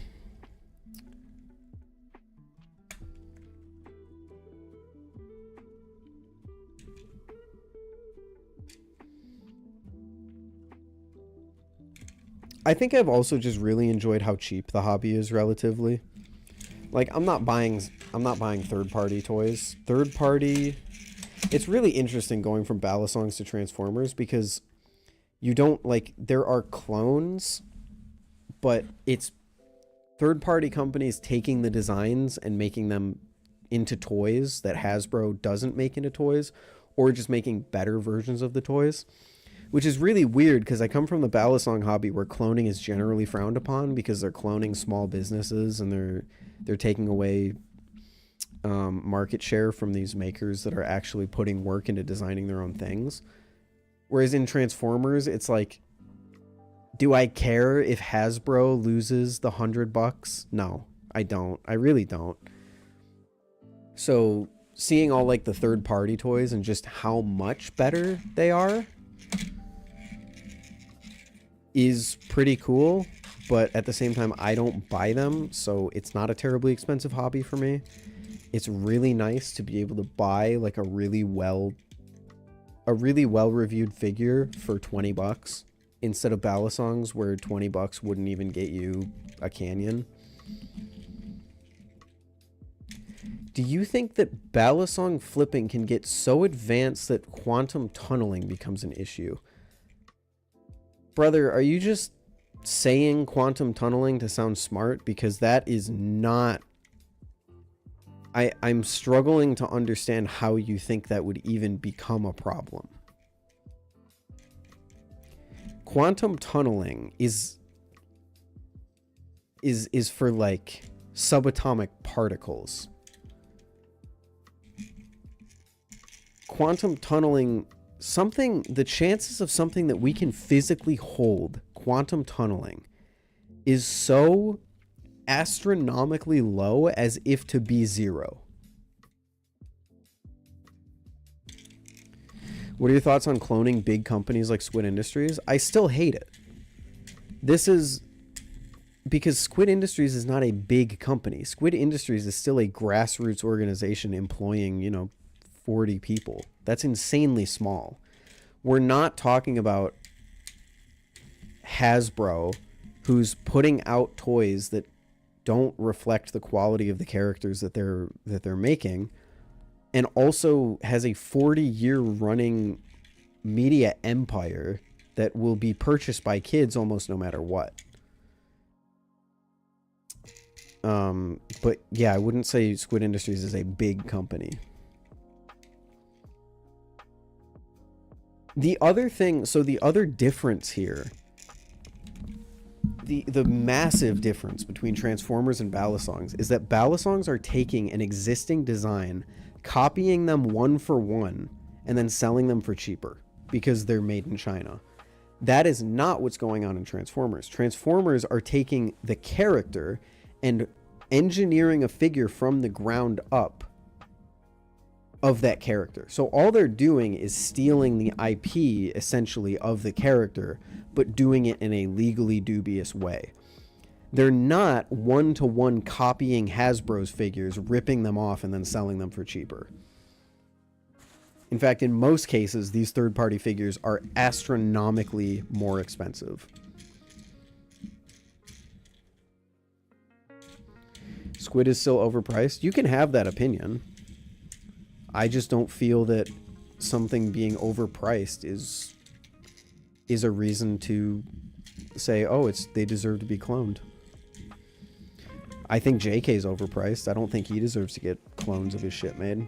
But again, it's a personal opinion you must set your own boundaries on.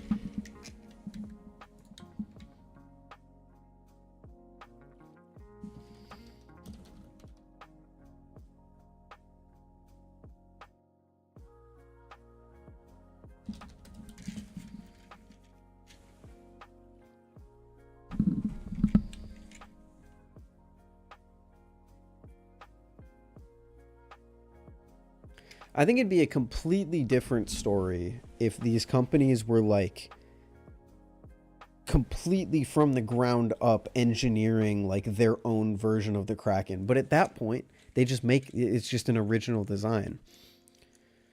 They're not improving anything. And I know some people are going to say, "Oh, but they're improving some Balisongs by putting bushings in them." That's not like a from the ground up change. That is a, hey, we drilled a bigger hole and put a metal piece in it.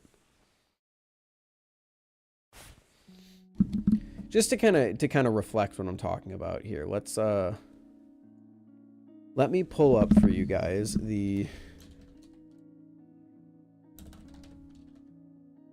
This is the official toy for Blitzwing. A transformer, obviously. Here's the official toy. This is Blitzwing. It looks fine. It's kind of goofy. This ship is not at all, or this jet is not at all movie accurate to what we saw in the Bumblebee movie. This mold is perfectly fine, whatever, but it costed $35 when it came out, so it's fine, whatever. You get what you pay for. If we look up a third-party Blitzwing,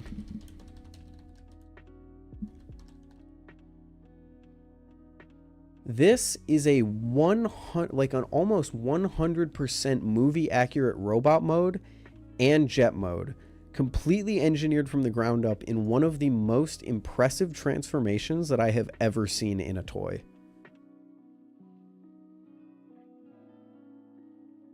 This goes way beyond just ripping off a design and recreating it one for one.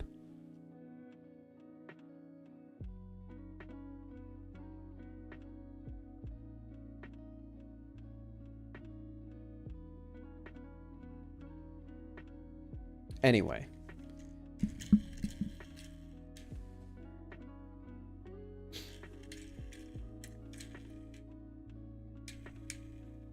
Kraken's $250, Vault Pro is $150, $100 cheaper, better performance, also Chinese made.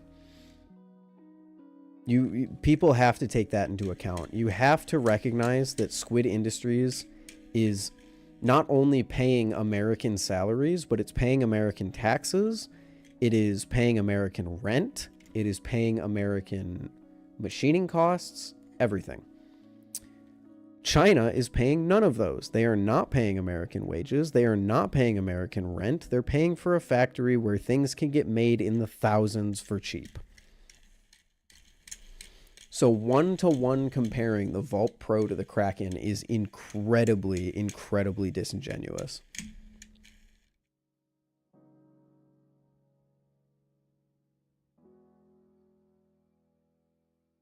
The Kraken is like placebo. Half the price is just because of the blade. If you think the difference between a Vault Pro and a Kraken is placebo, then my answer to that would be you're free to believe whatever you want, but I don't think you fully understand what you're saying. Yeah, same, Tony. I want to make a video about it. In fact, I've been planning on making a video about it for a while, but it's just such a complicated topic. Because I like Chinese-made Balisongs. I think they're amazing for the hobby. I think they're amazing performance, amazing value, all of that. But I know that my simply saying that people's sense of value has been screwed, people are going to take that every single way that I don't want them to take it.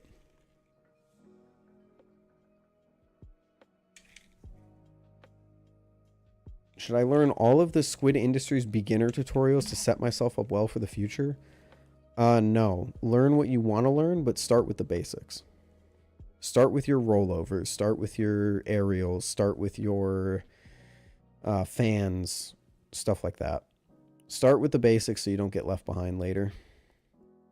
Don't walk, or walk before you run.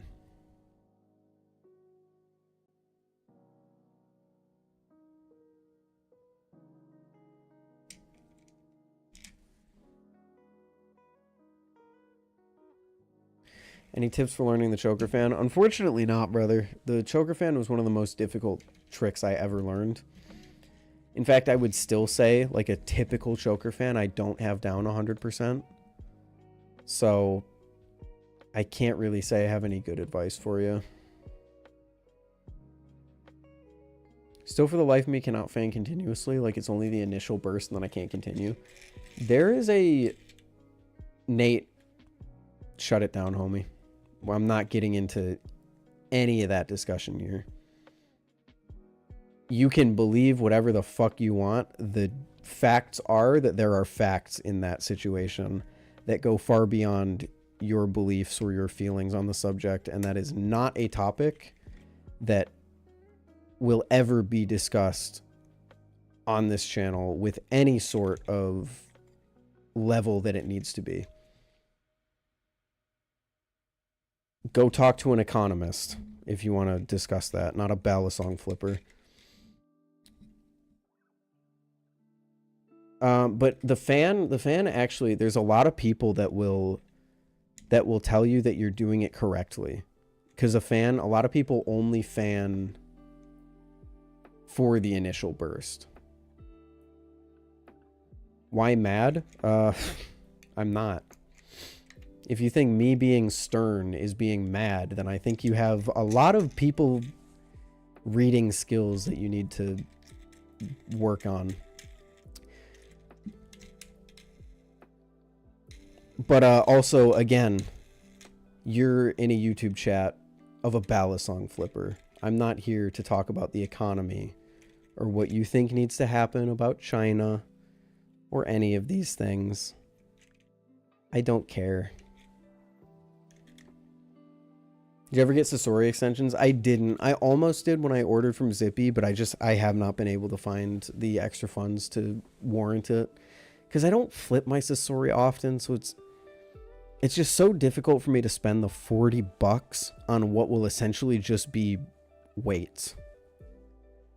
Because they're engineered to be actual spacers for the Totori, but on the Sasori, they're nothing more than just an insert. So like the fact that they cost $40 makes sense for the Totori, but doesn't feel good for the Sasori, so I just haven't been able to pull the trigger yet.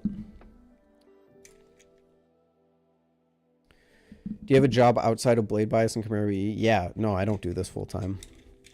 I'm not going to go into detail on what that job is, but I'm currently doing an internship as part of my schooling. A paid internship, so it's basically a normal job, just a temporary one. Zippy prices are insane. I'm not saying Zippy prices are insane. Let's just clear that up right now. I'm not saying Zippy's prices are high. I'm saying that because the engineering of those Sasori spacers requires them to be an actual spacer, they cost far more, and you don't get that functionality with the Sasori because they're not meant to be spacers on the Sasori. So you're essentially paying, if you're putting those spacers on a Sasori, you are paying for a spacer but only using a weight, like an insertable weight. It'd kind of be like paying for, I don't know, serif weights. No, I don't even know what it would be like. It's very difficult to articulate. I don't think it is difficult to articulate what I'm saying. What I am not saying is that Zippy is expensive. I think Zippy's prices are perfectly fine. Do you own a Vixen? Nah. Not... I do get more interested in trying one as time goes on, but I see more and more people talk about it, and it makes me a little more interested in trying it, but it just never seemed like something that would be my style.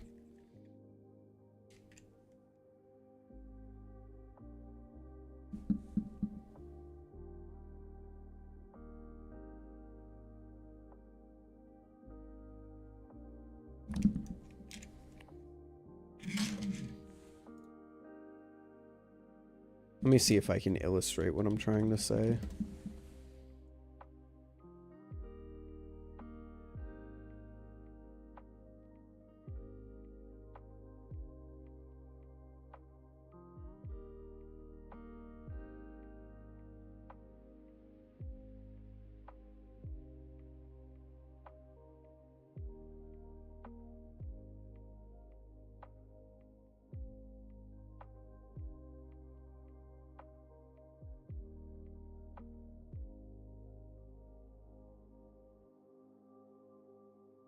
What's up, Apple? How's it going?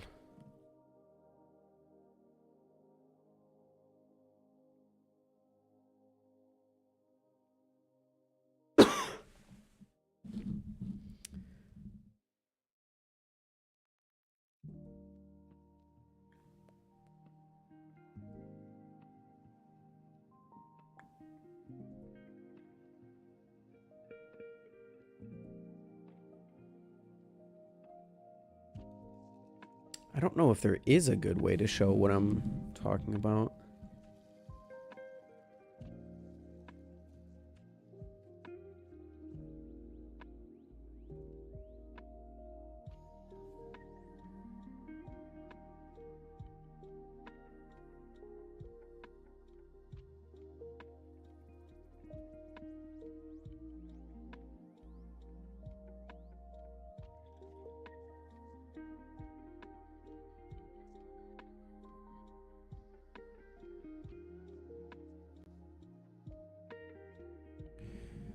Such a pain for those who aren't living in the US and have really trash conversion rates. I can try and save up for the extension spacers, but shipping costs make me just look at the Orion completely instead. Yeah, that's fair.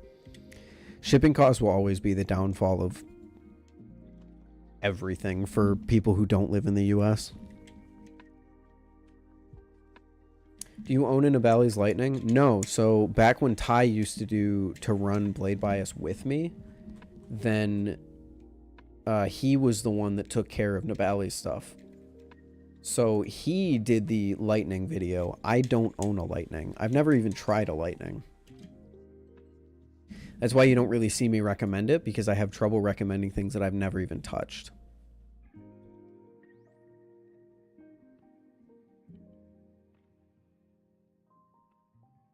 Is that Bumblebee Optimus Prime peeking back there? It is indeed. I love that guy.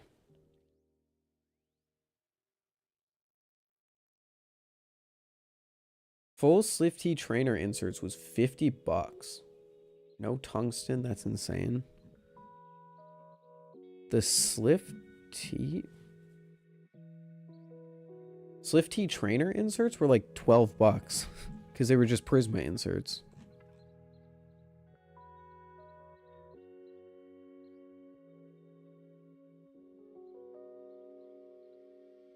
Machinewise, where are you? Yeah, the Prisma ring silencer's 14 bucks.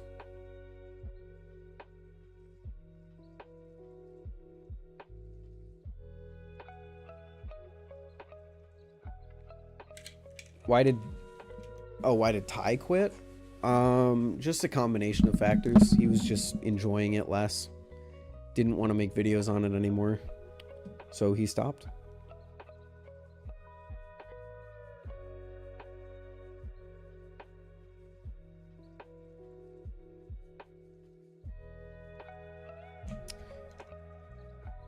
How is he? Ty's good. Ty and I don't... I guess I shouldn't say we don't talk as much as we used to. We still talk often, but... He and I live in different states now. The reality is we can't really talk as much as we used to.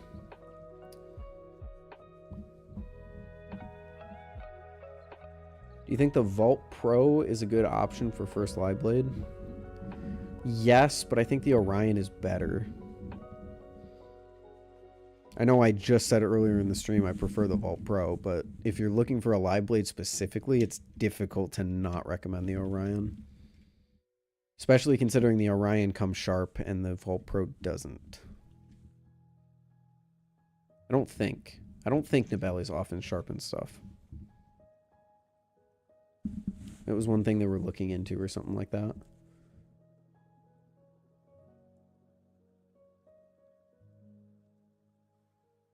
Pretty sure the design is part of the... Yeah, the design costs have to be factored into the price, to the overall price of something. Because you pay a ton of money to design something in a more traditional manufacturing sense. There's a lot of money that goes into that, and you have to recoup it somehow.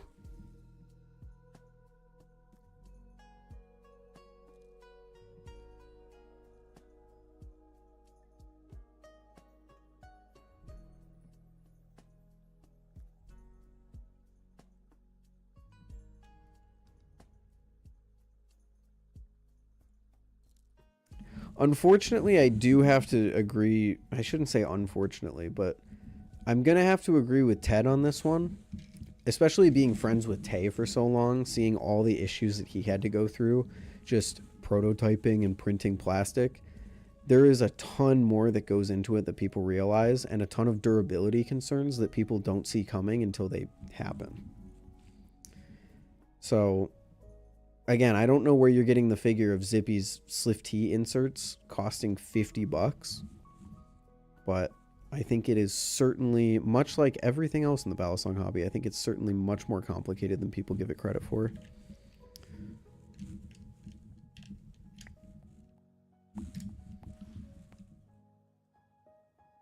I live in Canada, and it's harder to get a live blade into Canada. If you live in Canada, I'm going to be honest, I don't even know why you're looking at a live blade in the first place. Is it worth getting in trouble as much as you can? I made rep scales in a day. Yes, but how much have you durability tested them? I don't mean to doubt you. I'm just genuinely asking.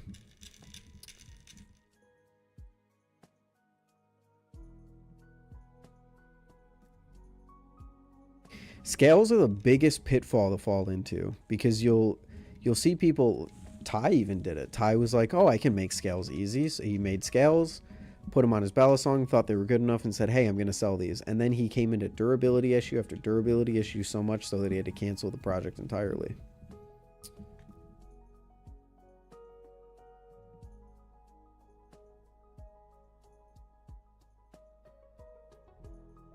This world is so full of armchair professionals.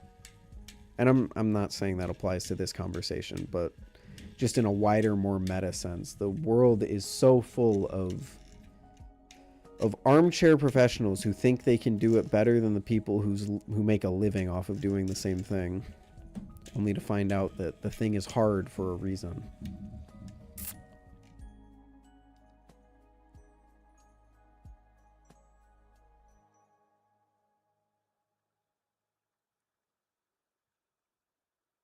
Originally with PETG and PLA, the area around the pivot screws bulges out. Now I use carbon fiber and nylon, $35 for a kilo. Now there's no issue and it's very impact resistant. Pardon me if I'm wrong. I asked how much durability testing you've done.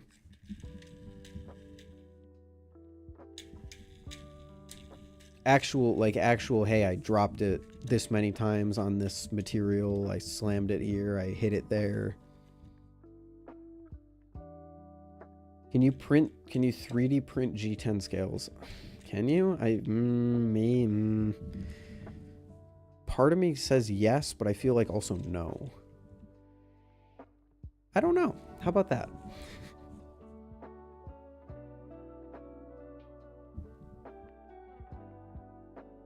No, I got you, Tony. I'm just asking how much durability testing you've done.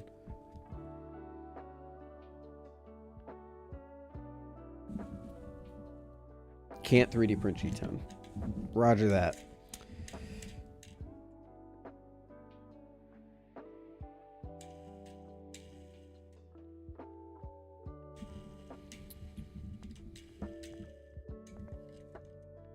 Hi, I love all your videos. You're the reason I got the BB Firefly and the LDY Orion for the Raken V3 and the Cheese and the Squiddy L. I'm the reason you got all of those? Hey, I hope you're enjoying them, Bulldog. Appreciate the support, man.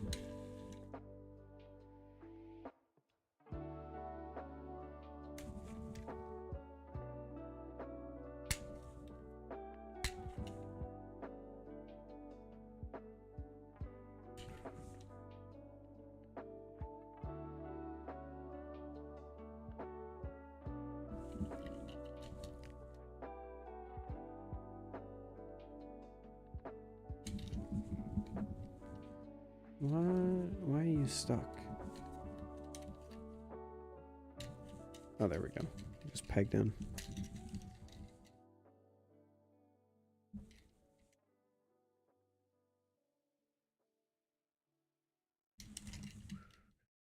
What's the Bally you flip the most?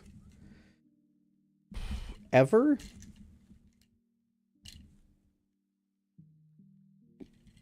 Bally I've flipped the most ever. That's a fantastic question.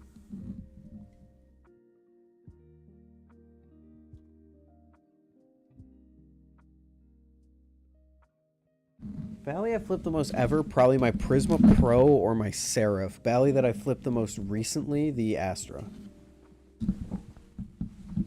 Anytime you ask what Balisong I flipped the most recently, it's just going to be whatever I received most recently on Blade Bias, unless I didn't like what I got on Blade Bias.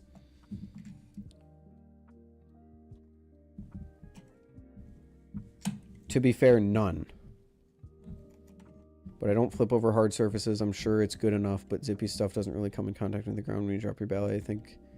Besides the end caps. Yeah, the end caps are designed for that, but I would be, just for future reference, Tony, I would be a little careful with saying I can do the same thing if you haven't, in fact, done the same thing.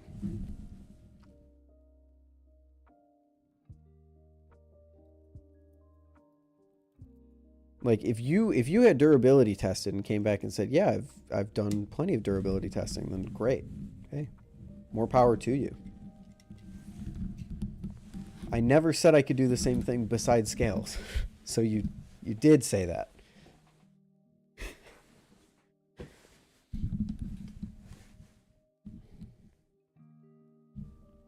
What's up, Income? My day's been good. How about you?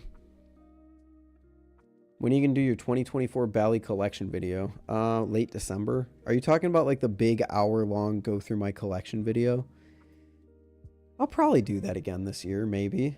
But that would be end of December, early January.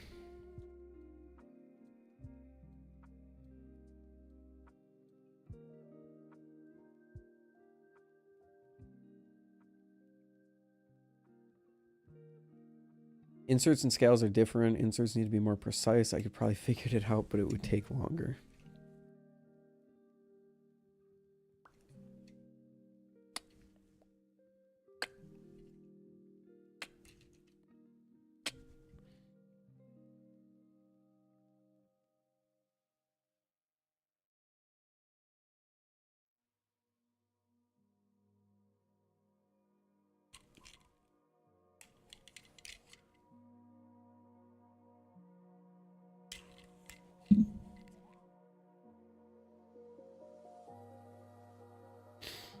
Pretty alright, thanks for asking. I'm glad to hear that, my man. I am.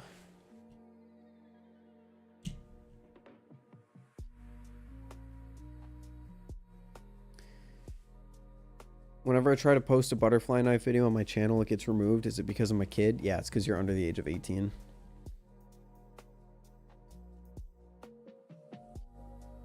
It's Zippy's full-time job? Yes. I'm ashamed that I can't answer that 100% seriously, but I'm like 90% certain it's his full-time job.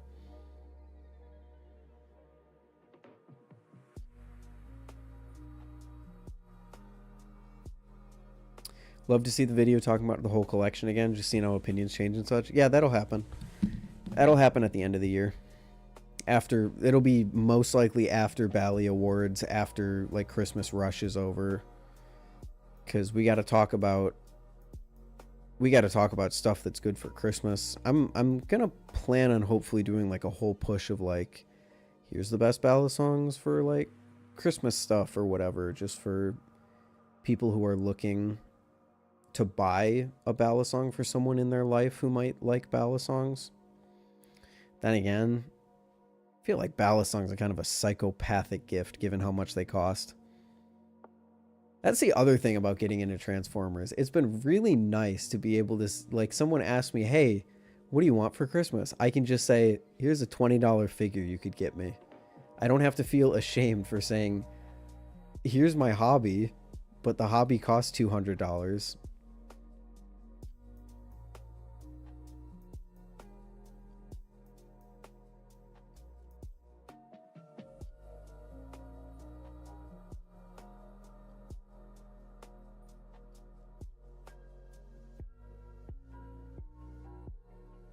Yeah, the Balisong, to say the Balisong hobby is lucrative would be one of the greatest lies I think I've ever told on the internet.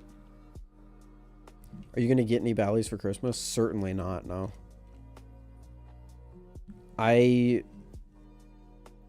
Like I said, I don't ask for Balisongs from friends or family because they're just so expensive. Always ask for like a zippy insert or a new type of oil. I could, but I also would just rather ask for anything else.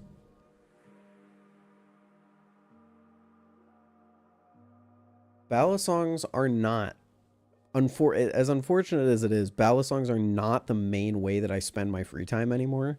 So they're not the way that I would want to receive gifts or anything like that.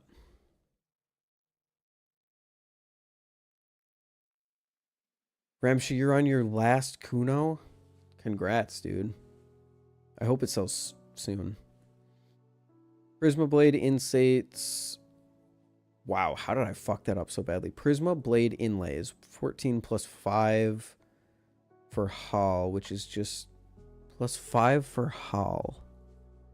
19 plus 12 for speed channel equals 31. SlifT inserts 14 plus 5 for, oh, for hollow. I see. Plus 5 for hollow.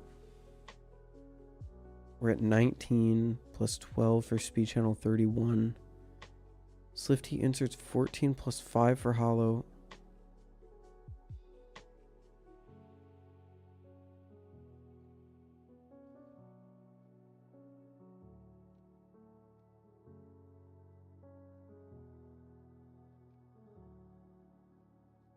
Okay, I get it. I see where your math is coming from. $50 because you're buying the Prisma ring silencer, you're buying the handle inlays, and you're buying the speed channel inlays. I see. Yeah, I mean, those are expensive, but it's a price you pay for customizing.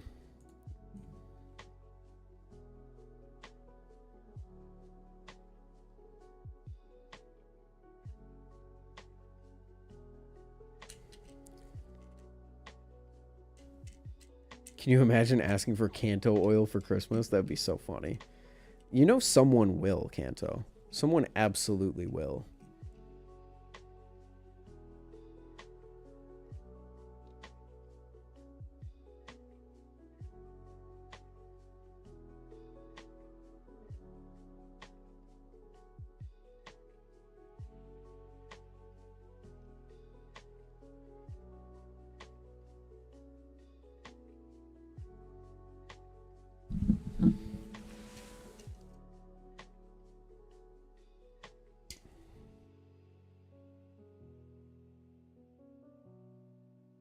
What's your streaming schedule? Don't have one.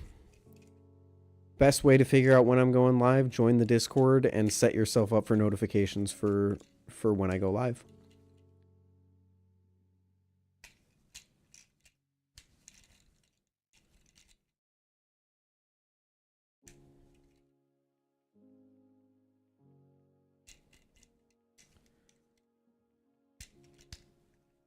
Any opinions on pirating games? That again, I'm a Balisong streamer, brother. I'm not about to hop into the ethics of pirating or not pirating a game. Oh, that's what I did wrong. I forgot his fists.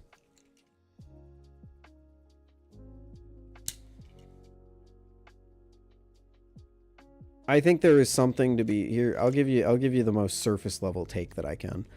I think there is something to be said about greedy companies not providing the best experience that they can for the money that they charge. There is also something to be said about getting a game download or getting a game file of a game you already own. And there is also something to be said about games that just don't exist anymore, that the company stopped selling, that you can't purchase anymore. Pirating is morally dubious, but ultimately essential for the preservation of a lot of digital media.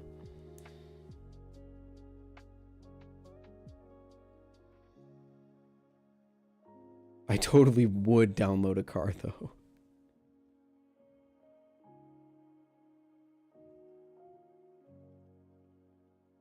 Much like clones in the Balisong hobby, you have to draw your own line in the sand. Do you think the developers are worth supporting or not? Is the game still being actively sold? Or is the game just one of those... Hey, Transformers games, those old ones from 2012, War and Fall of Cybertron, can't buy them anymore. And the only way to get them, if you don't pirate them, is to spend $300 on some scalper who's selling a key from a stolen credit card, most likely. I certainly think the topic of pirating is a lot more gray than anything else.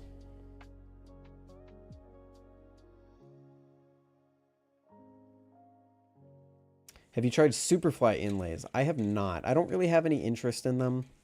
As much as I love what Zippy does, there are some Balisongs that I don't think need to be modified in any way, and the Superfly is one of them.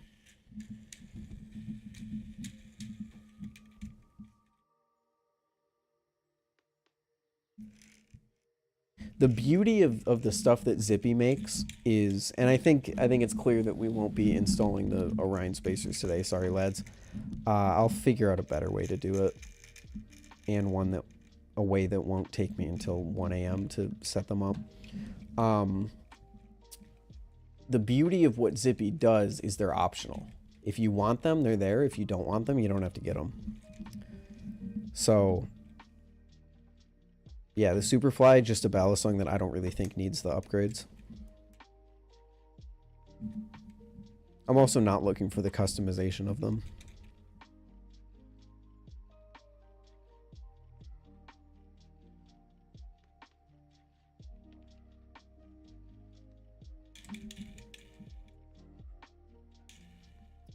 I actually have 2 bottles left right now of Canto oil, I assume you're talking about. Don't think I will make any more for a while till I finish a very large project unrelated to Balisongs. Does this have anything to do with your story post earlier? I would assume it does.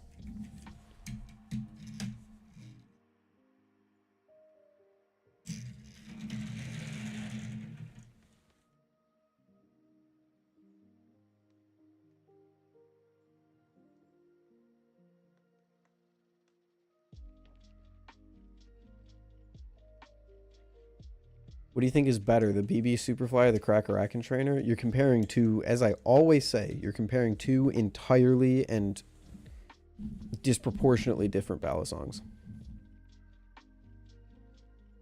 You're comparing aluminum to titanium. You're comparing a bottle opener to a non-bottle opener. You're comparing a more established company like Squid to a garage operation like BB Barfly.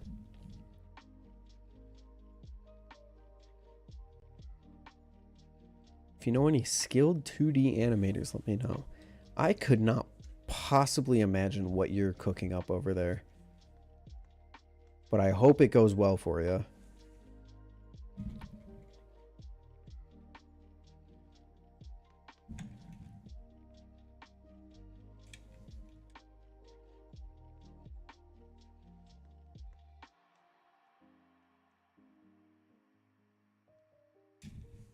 God, this car is just too fun.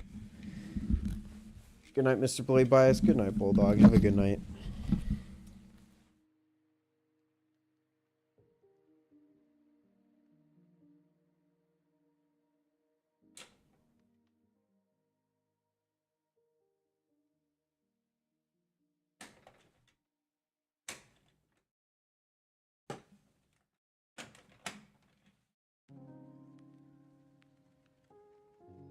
You have any other hobbies? No. I have plenty of other hobbies. Music, audio, gaming, Transformers, toy collecting, freaking technology, if that's a hobby.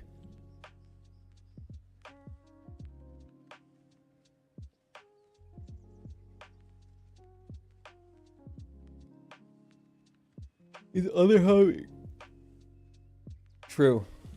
No, that's true. That's real. That's true. That's real. Ligma D. That's also true, Remchi.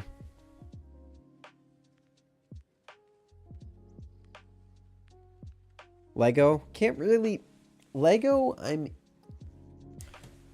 Lego's tough. So like I'm into Lego as much as any dude who still likes to play with toys is into Lego.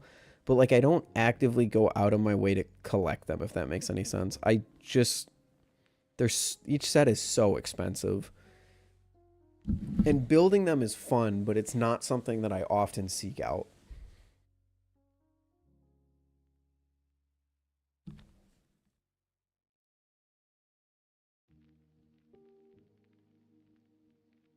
When I was younger, I was far more interested in just having a bunch of like free floating Legos and just kind of building whatever. I never built anything useful or cool, but still. So like the little sets, I can't really say I'm super into Lego sets. I don't think I have any more premium Lego sets. I have like little, like I have like a tiny little Mandalorian Lego set that was like this big. Anyone else play with those Lego robotic sets? Dude, Lego Technic are cool. I assume that's what you're talking about. I just can't justify the cost with Lego for some reason. Like, I can justify buying that big fucker back there, but I look at Lego and I'm like, $200 for a scale model, not a scale model, a model of the DeLorean from Back to the Future? Nah. I don't know why that is, because I like Lego and I think they're cool.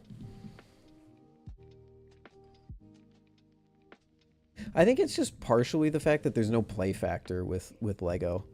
Like with Lego, you pay for the experience of building it, and then it sits on a shelf, and you do nothing with it, which I think is why I like Transformers so much, because yes, this guy can just sit on a shelf, but if I'm ever feeling bored, I can pick him up and play with him and transform him and change him into a different form or whatever. You don't really get that with Lego, and I think that's partially where my price hesitancy comes into play.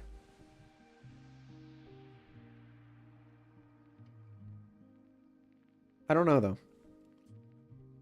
Maybe one day I'll buy a Lego and I'll just get super into it. I would love to have like a Lego plant. I think a Lego plant would complete my desk.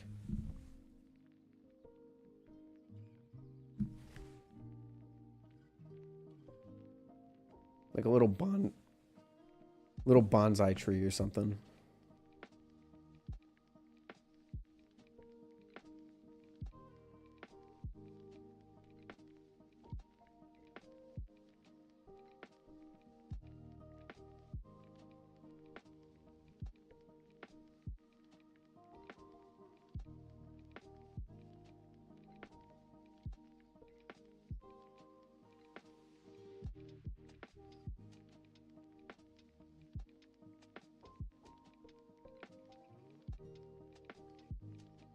Were you ever into Ninjago? It got me in a chokehold when I first saw it. I can't say that I was. I watched it here and there.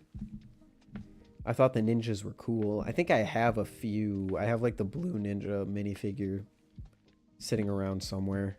I think I also played like one of the games or something. Can't say I ever got into it though, in like a crazy way.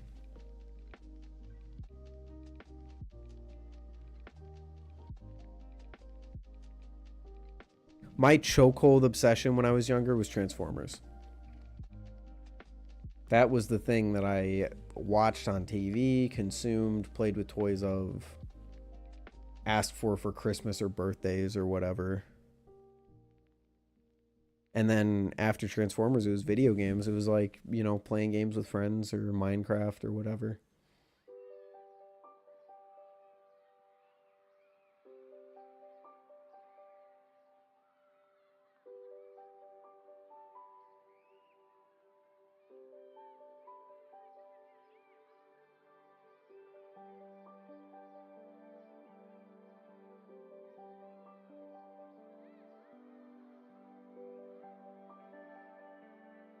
Ah, I love the Lo-Fi channel. All right, is there anything else we have missed? I did want to play a little No Man's Sky today. That's not going to happen, unfortunately. I might boot up. It might be fun to boot up some Rivals. Just play that for a few minutes before bed. Or Transformers. I could see if Fall of Cybertron, if there's any players. So remember begging my parents for the new Beyblade when they were going to get it for me? I got a D on my math test that day, so they told me I couldn't get it. Oh, no. Oh, you know what also had me in a chokehold was Bakugan. I had a few Beyblade. I never got like super into it. I think I only ever had like 4 or 5. But I had Bakugan. I had a bunch of Bakugan.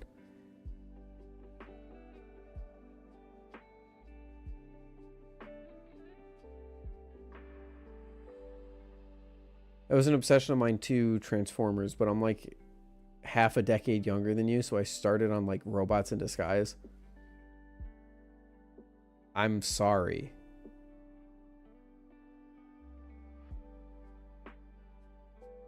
Remember running a trading ring in school for Beyblades. That, dude, the trading rings back in school. I think my trading ring was more Pokemon cards. That was another thing I was big into, was Pokemon cards. I have a massive, massive binder of Pokemon cards.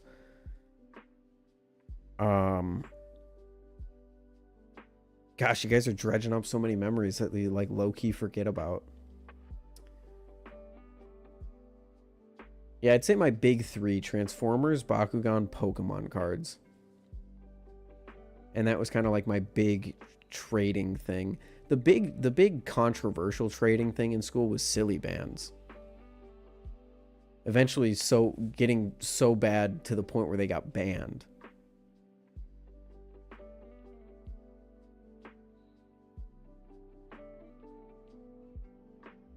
I can't say Beyblade trading was ever huge, but I do remember Beyblades being big. I also remember Bakugan being pretty big, but I also don't think trading of those ever really happened. Maybe they did.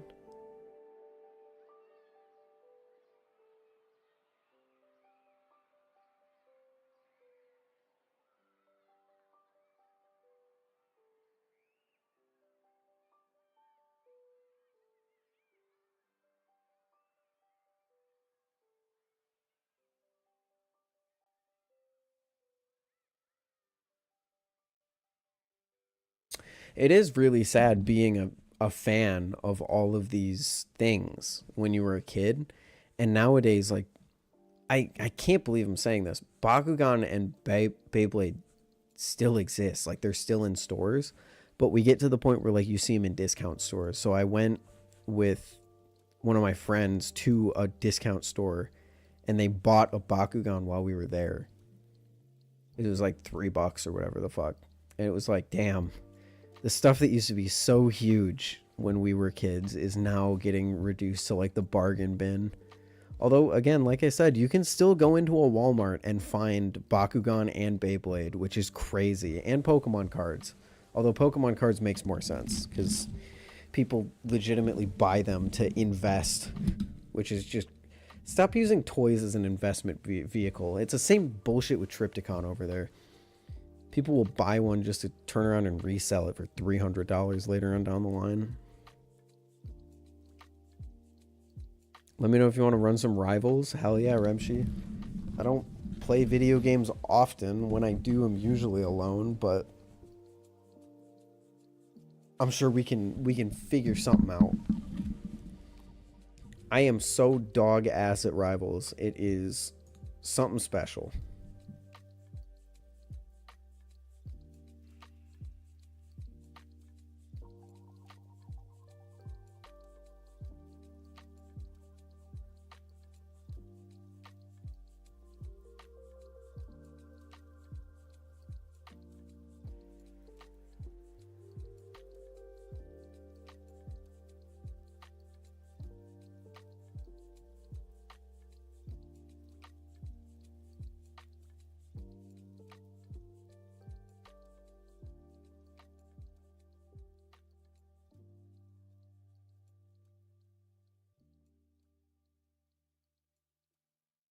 Wow, they massively overhauled Lifeline in Apex Legends. I don't even know why I clicked on that. I haven't played Apex in years, and I freaking hate the game.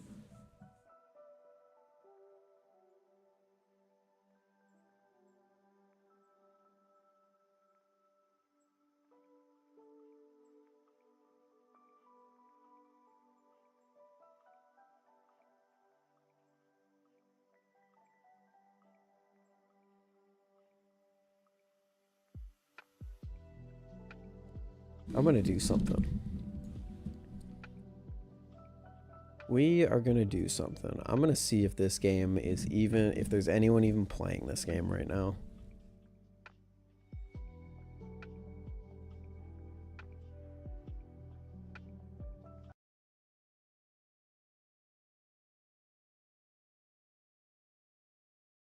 You've been grinding Deadlock, huh, Remshi?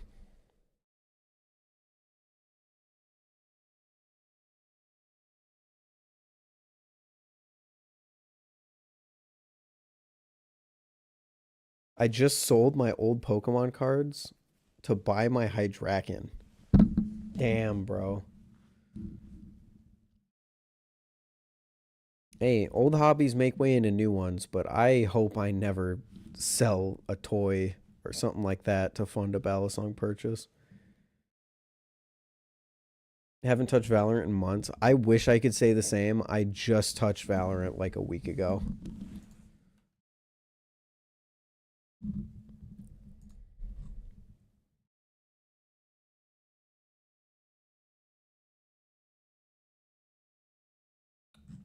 What is wrong? What do you want?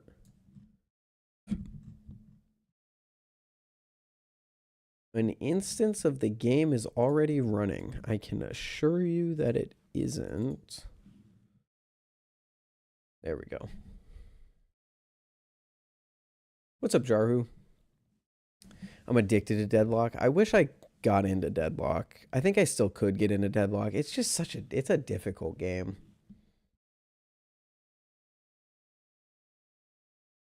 I really don't enjoy games where it just kind of feels like you lose.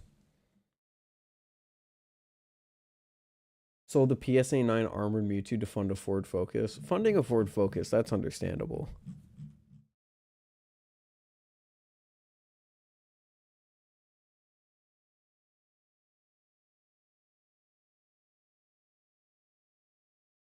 I usually sacrifice Balisongs to fund my other hobbies, though. Like sacrifice buying a Balisong or something like that.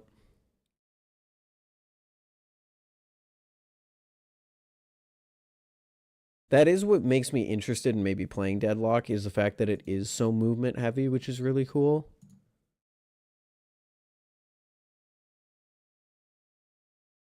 Okay, this game just isn't even launching. That's fun.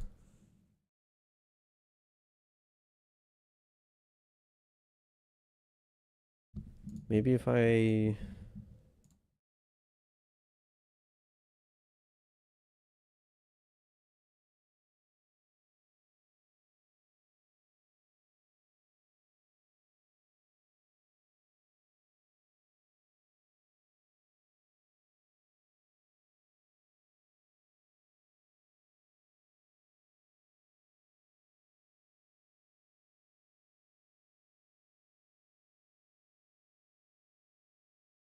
Why must you be this way? Why aren't you launching?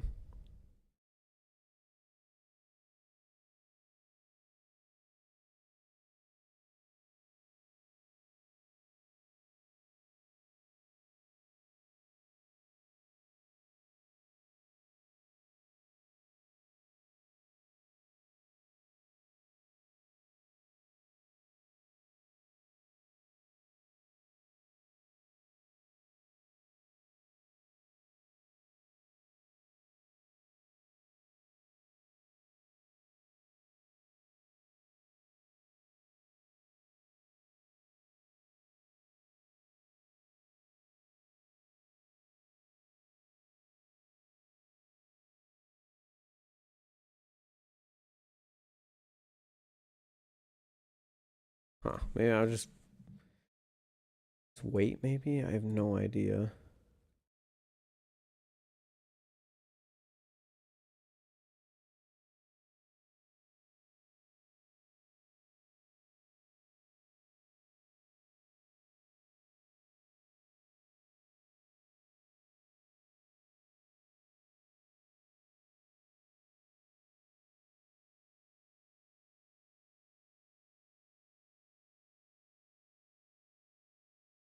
Yeah, it just launches into the background always. It doesn't actually ever come up. I think I need to restart my computer, which I'm not doing right now. What hobbies are you in other than Balisongs? Audio, music, gaming, Transformers, video creation. I guess I can't really say that's my hobby anymore since I don't do it. But YouTube videos, no, that's not a hobby. Flipping, stuff like that.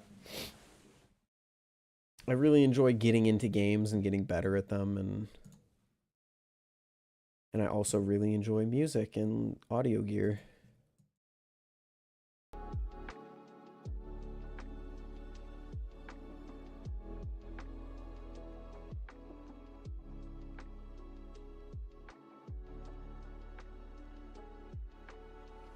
Okay, what about, will this one launch? This one launches. Isn't it late for you right now? It's only 11. I do need to leave, but I don't need to leave, like, imminently.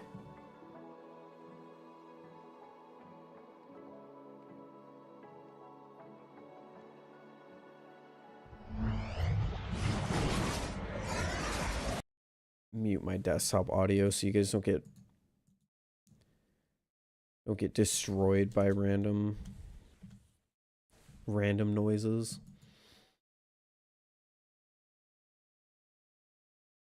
Okay, see, this one works.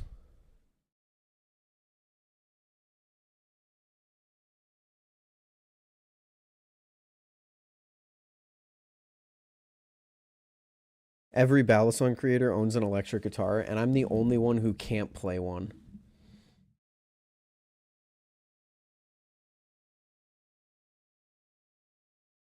Every Balisong YouTuber owns an electric guitar, you say?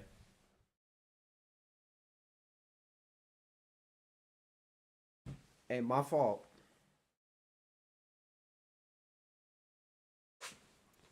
My fault, dog. Oh, this thing is so out of tune. Holy shit.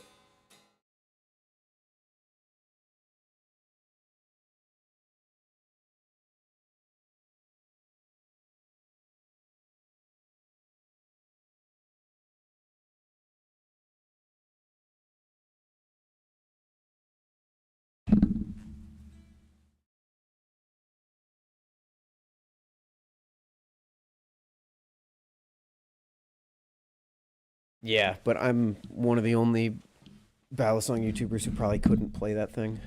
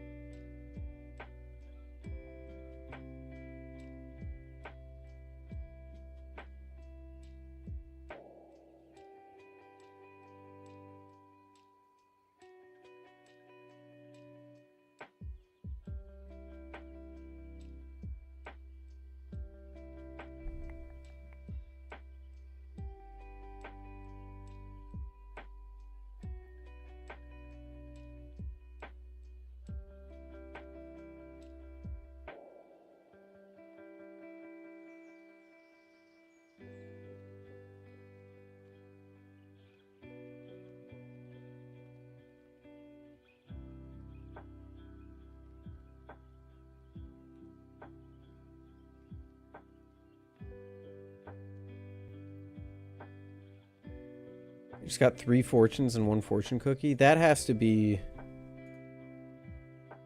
a fortune in and of itself, right?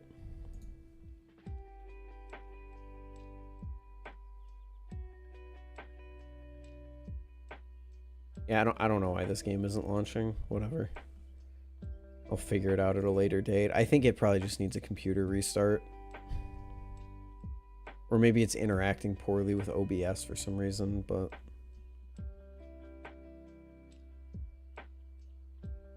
oh well.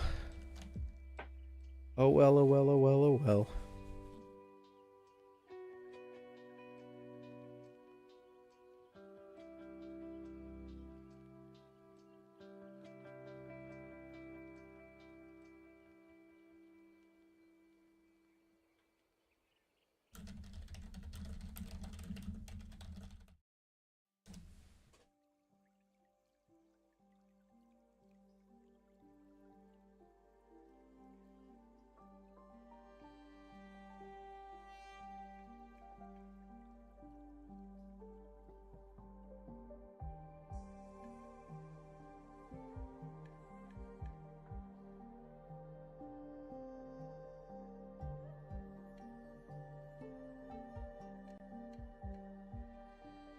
Is it in a different desktop? No.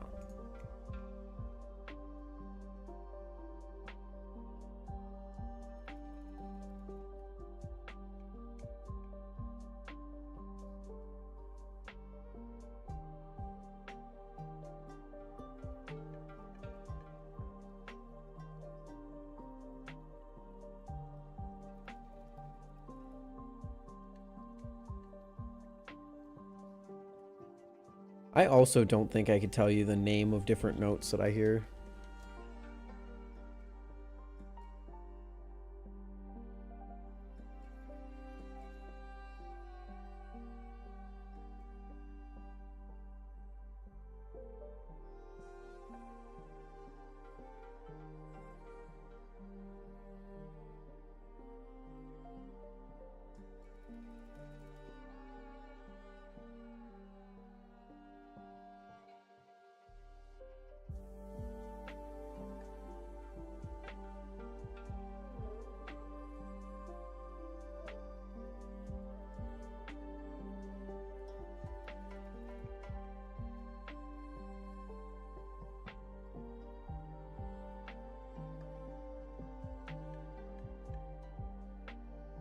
Dude, I did band until high school and I still couldn't tell you the name of different notes, which is kind of sad, but ultimately it is the truth.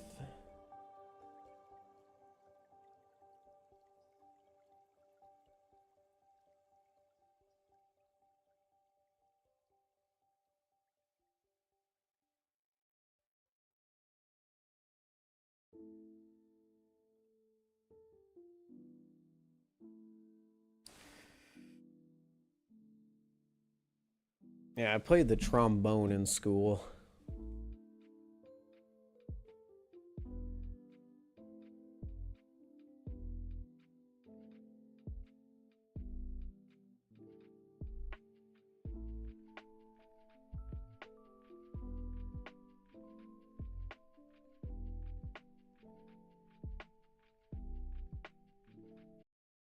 Okay, I'm gonna play 2 games, maybe 3 of ranked rivals. That's it. And then stream's over. It is over.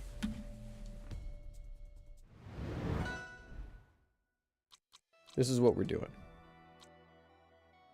My camera's gonna be the wrong way. That's okay. Not terribly concerned about that. Let's see how much worse I've gotten at this game since I actually started playing it. 2 games. If I lose both of them, I'm done. If I win both of them, I'm done. If I lose one of them, I'm doing one more.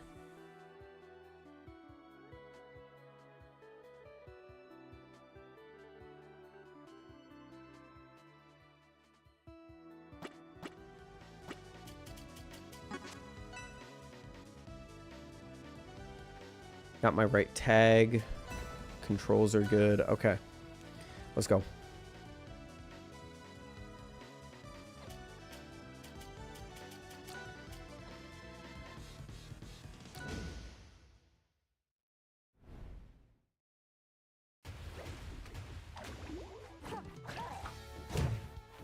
Okay, this is already a bad sign. Oh, no, it's not.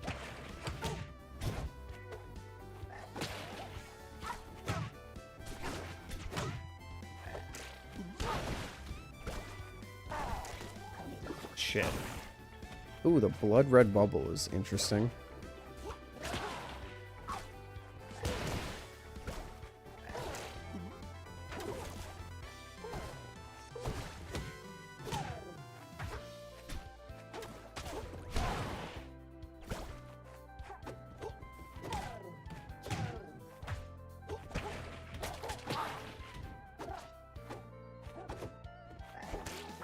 Ah.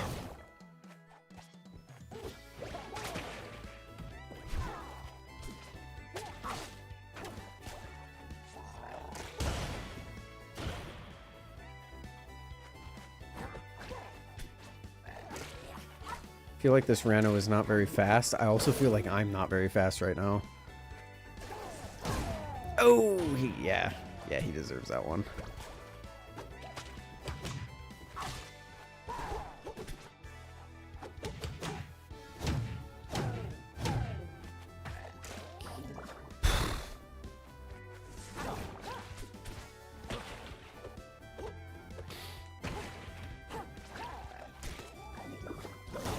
Did not know his F smash was that big. It's not. He has to be in the puddle for that. All of Orcane's smash attacks get strengthened if he hits it in his puddle.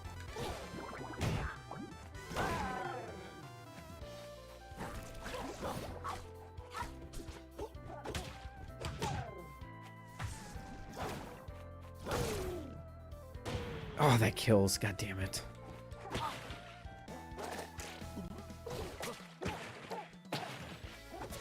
I just feel slow and bad right now.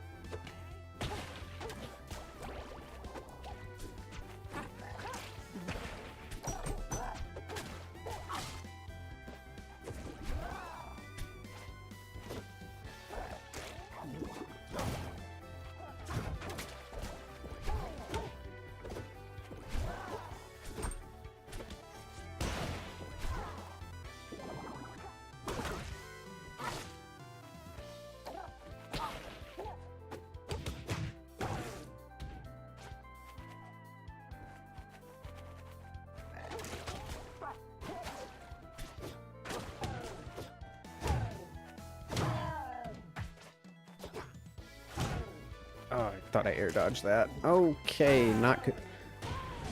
Oh. That pisses me off.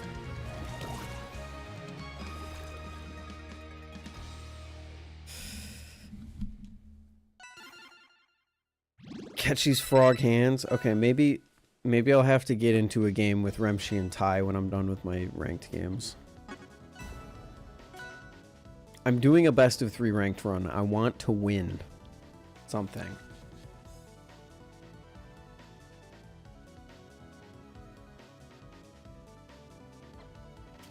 Fuck you.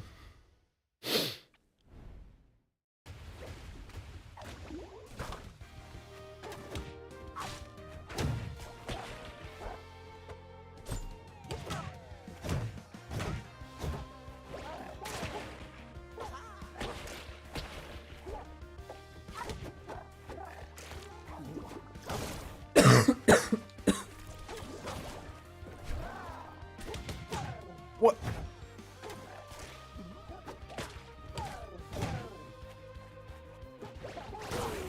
Oh, fuck.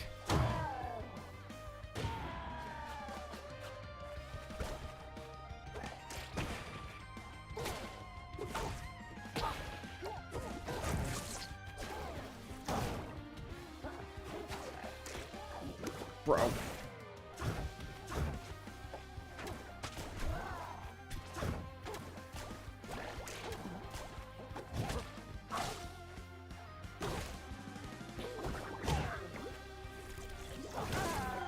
That hits. Wanted to avoid that. Yeah, this game's over.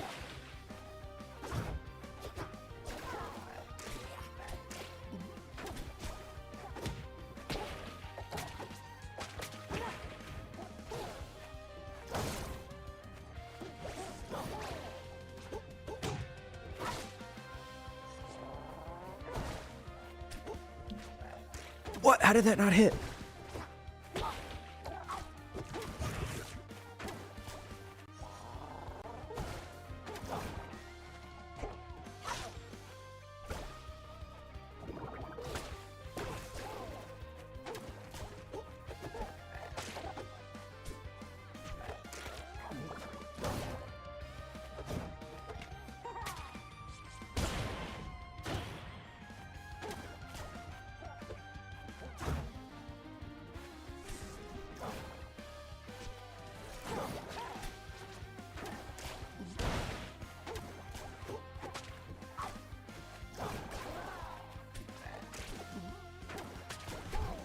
Fuck.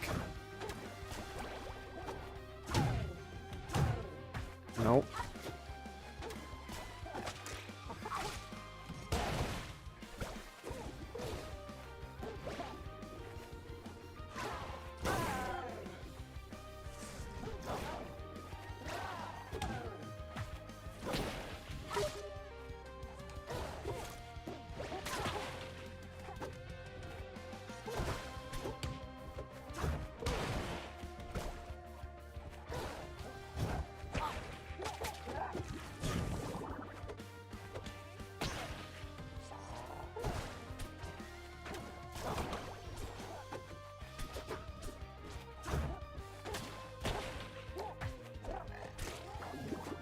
Fuck.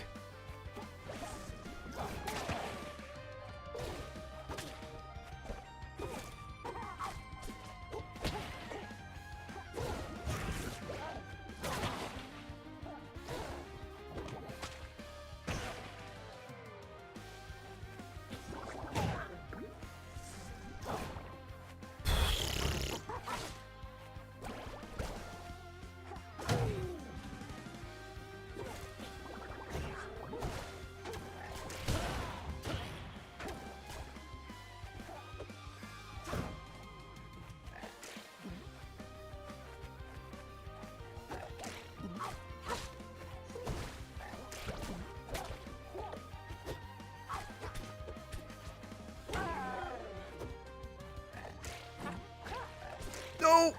Damn it.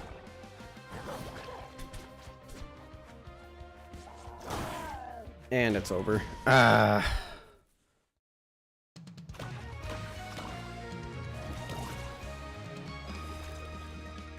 I thought there was a chance that I could maybe come back from that one. Alright, one loss. If I lose this one, then I'm done. Well, then I'll go play a match with Remchi.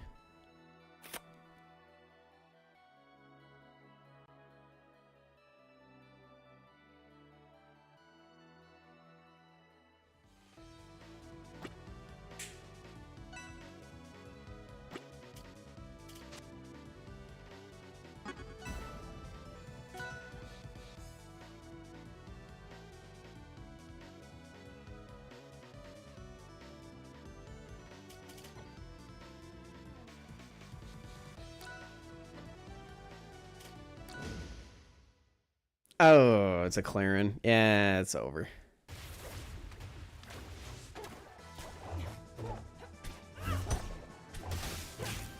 Okay, I was definitely blocking that, but okay.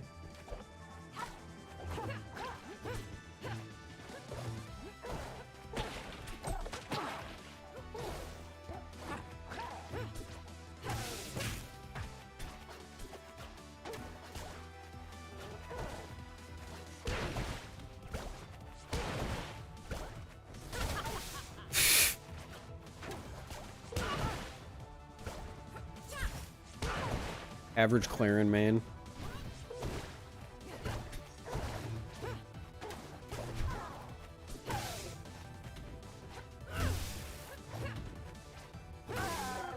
And no, before anyone asks, I do not feel bad about doing that to a Clarin main. It's Especially with what the fuck was that?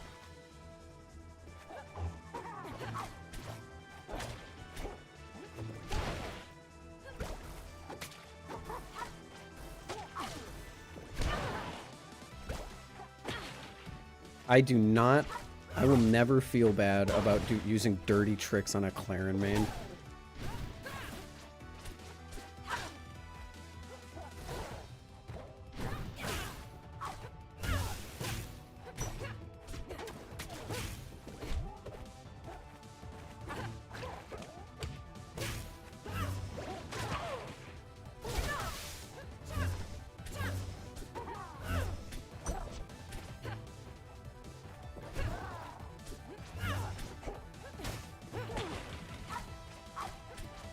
I have no idea, Remshi. The fact that I am even close to winning this is just insane. Okay, I was definitely blocking that.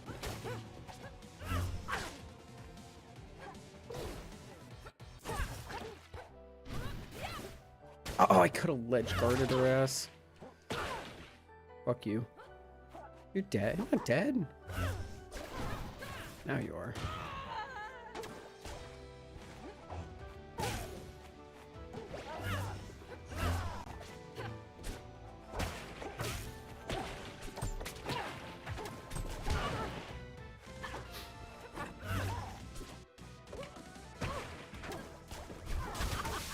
Ah.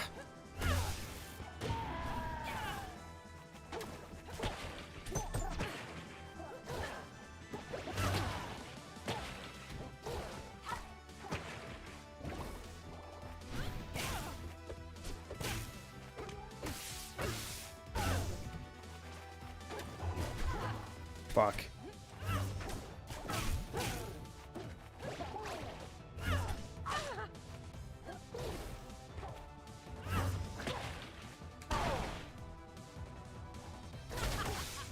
Oh, she's really good at hitting that.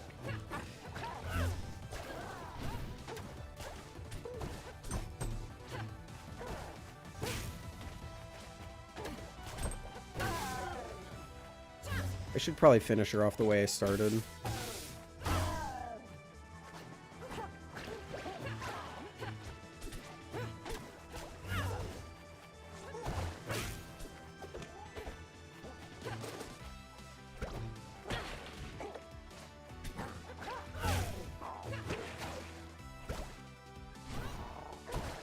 Oh.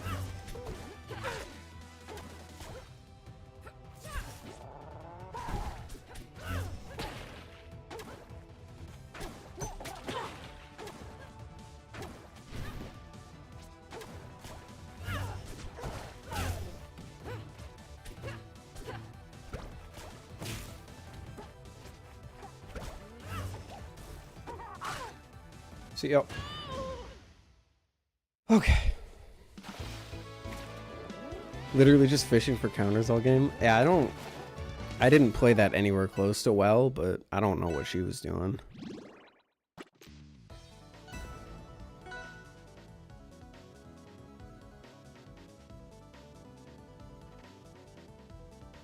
Oh, I have to ban. Claren's really fucking annoying in these small stages, so I'll just... You go for the sky one, but you can't wall jump on this one. Fuck.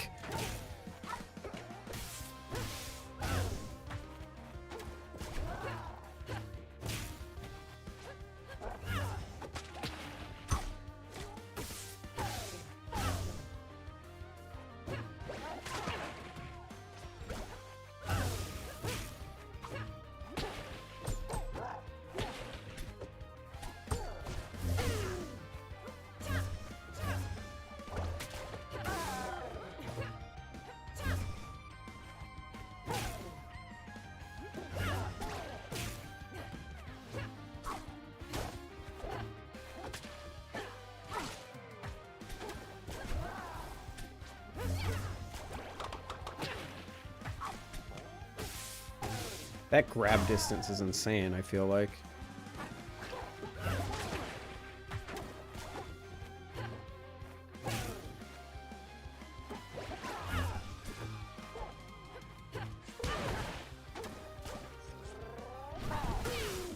I missed by a butt.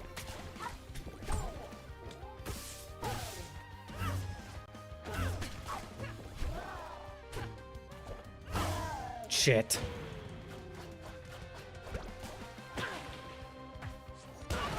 Fuck you.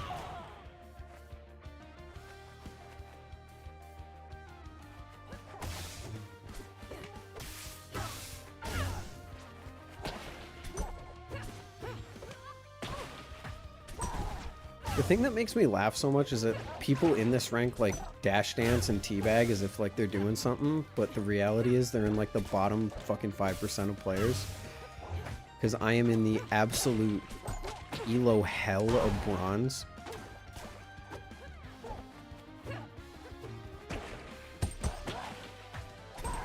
I'm pretty sure I need to win like 10 games in a row to even get anywhere close to silver.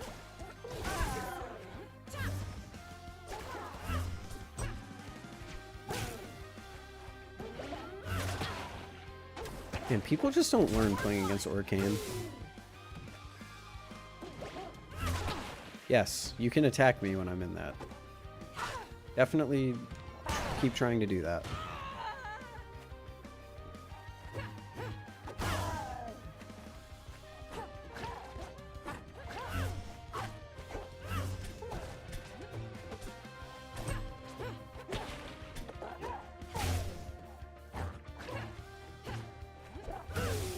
Ah, shit. Whoa, I pressed the wrong way. I meant to do the bubbles.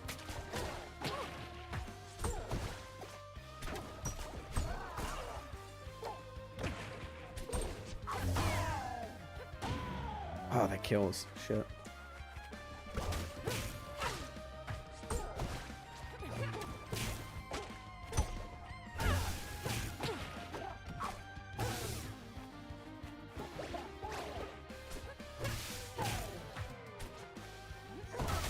Fuck.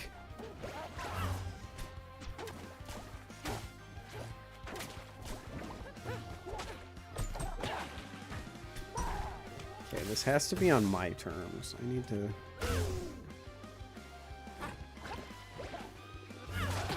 Yes, you can definitely attack me when I'm in there.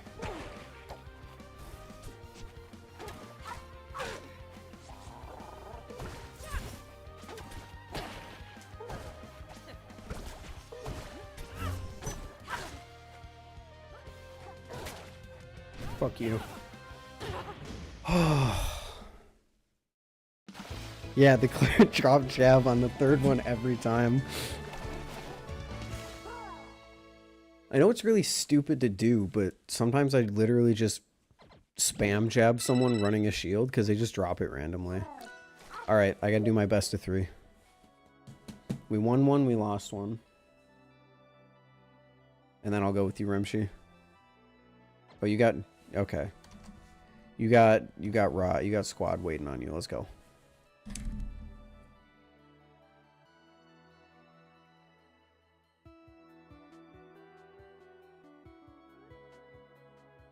What am I looking for? Do you play with keyboard and a controller? Unfortunately, I play with a Nintendo Pro controller because my Xbox controller's port is messed up.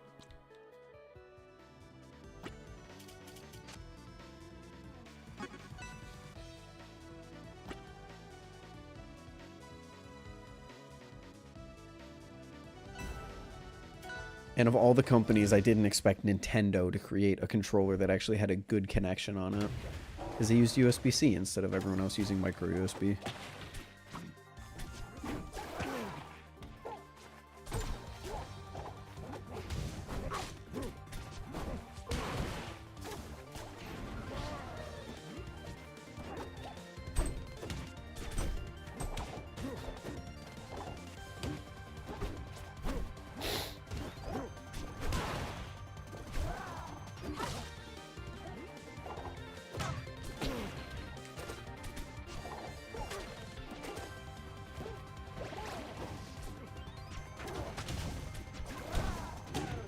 Oh, he hit me out of it. Nice.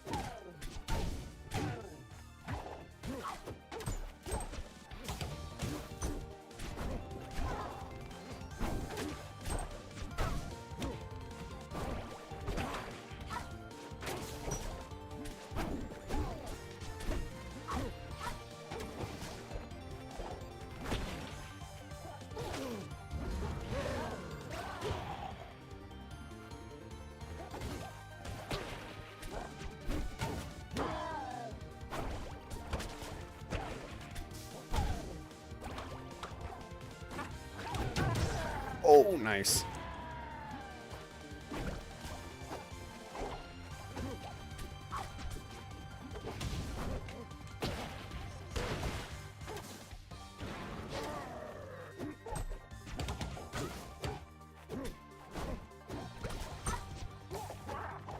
I have a tickle in my nose. It's like really bad.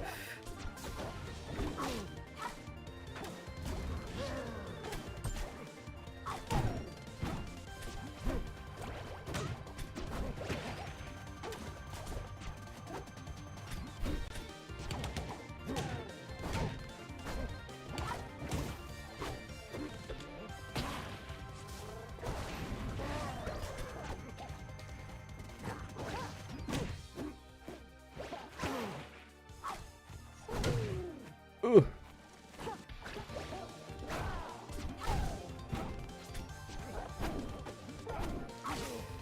Oh my god, my nose is absolutely fucking killing me right now. Holy shit. Oh, that's dead. Oh, it's not. Oh, I didn't grab the ledge. Oh, fuck. Nice.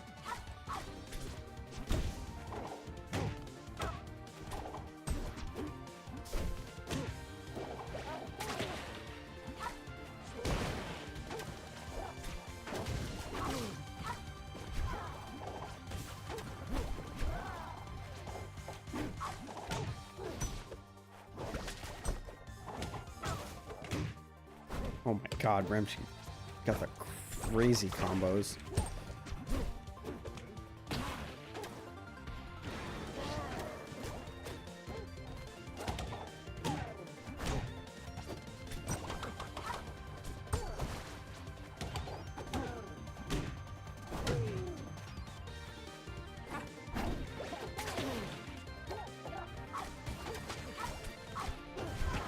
God, the air control is insane, bro.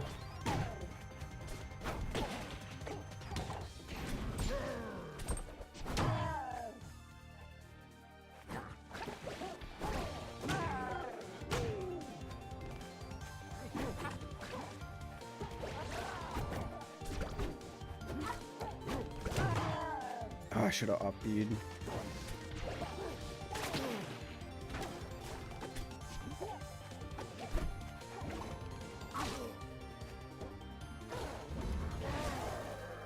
Oh, that's rough.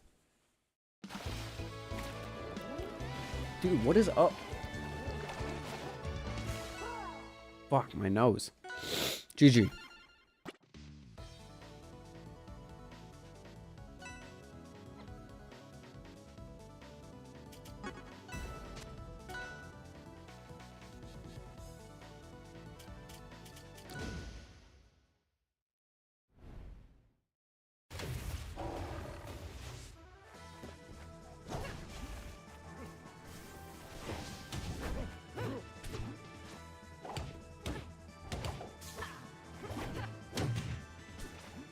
First at GG, I'll do one more when we're in a match. Is my OBS really that? Is my OBS really that far behind? Also, it was really funny. I was dissing Claren names earlier, and now I'm playing Claren.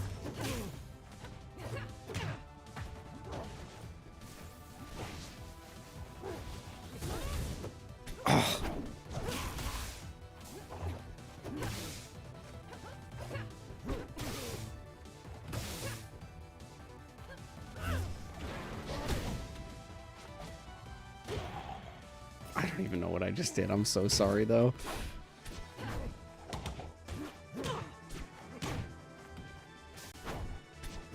I need to find a better secondary than Claren. I fucking hate this character.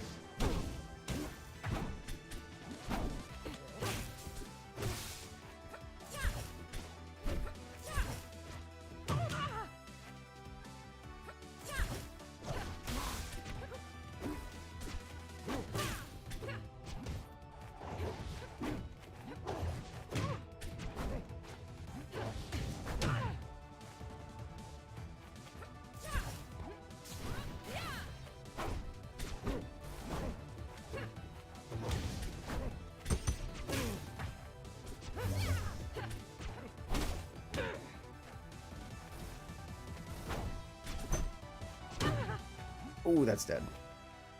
It's not.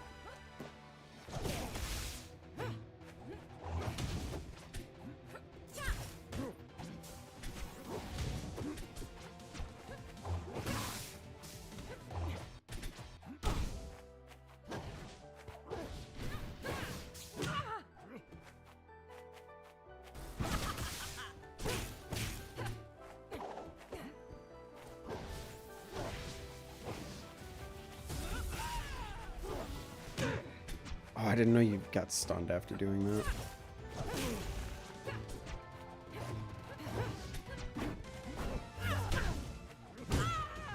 Nice.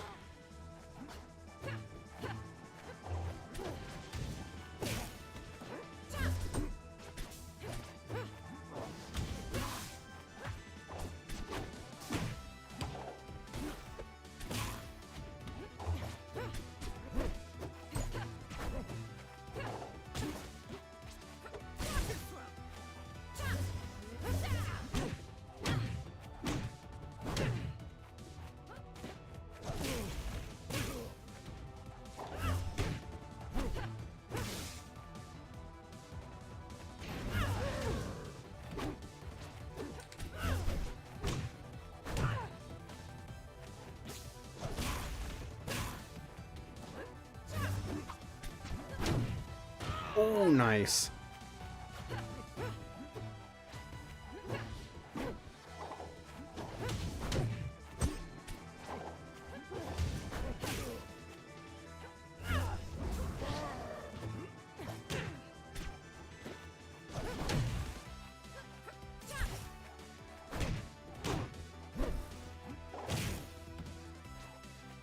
Oh, I thought you were me.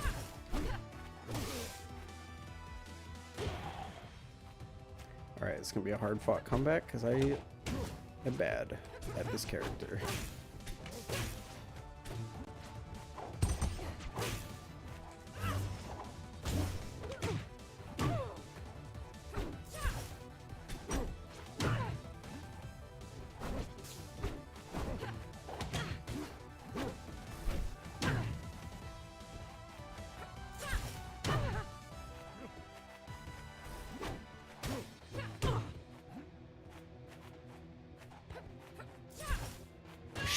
Shit, I fucked that up. GG. Well played.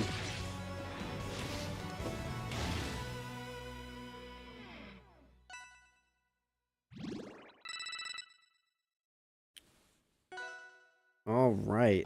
You're welcome, Remshi. Thanks for playing. Have fun on Deadlock. Have fun staying up late. I missed that. Amateur. All right. Best of 3 for ranked, and then we're ending stream chat.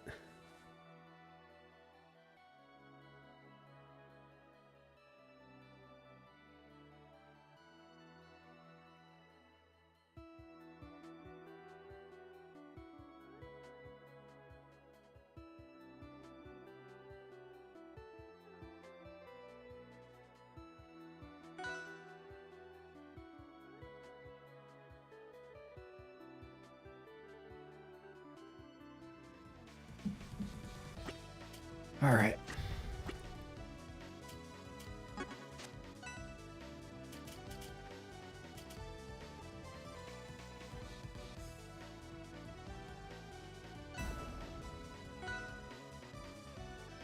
Oh, it's a crag. Ugh, what the fuck? We're gonna want platforms, so let's get rid of one of the guys with one platform.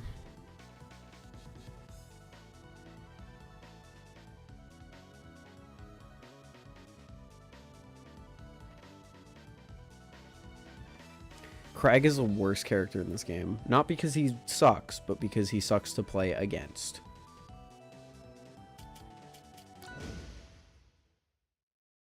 Oh, and he's even got the fucking gamer outfit for him. This is gonna suck.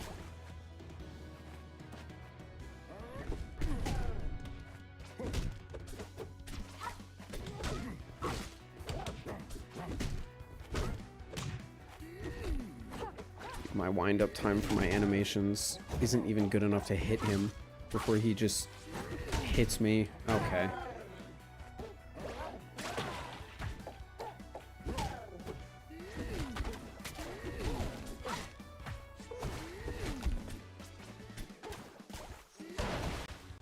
You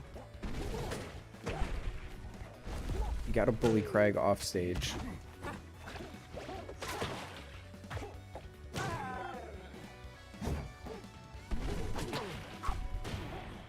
Yep. Gotta always take that opportunity to bully him off stage.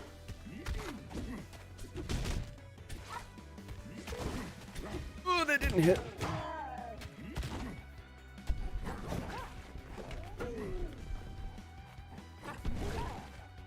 See ya, idiot.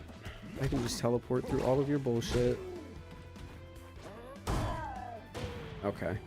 I mean, if anyone is equipped to deal with Krake, it is Arcane, I feel like.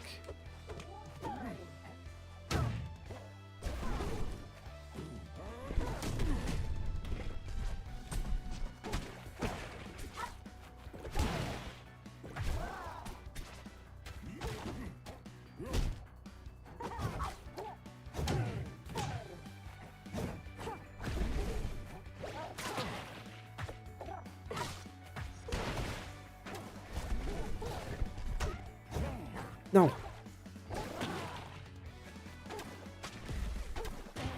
Fuck you, Krake.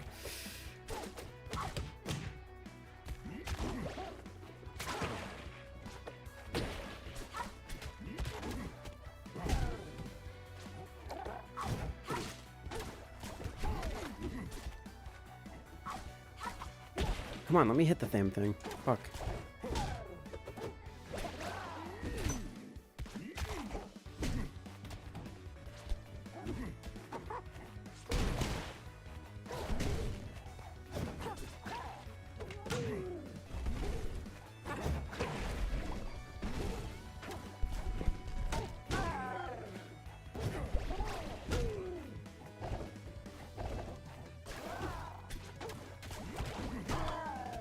I feel like the bubble should be able to block that.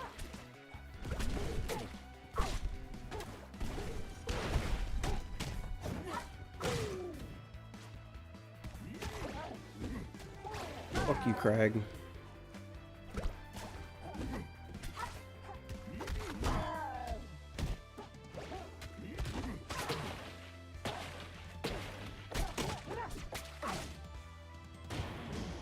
Oh my god, it actually feels so good to kill a Krake with 2 stocks left. Holy shit.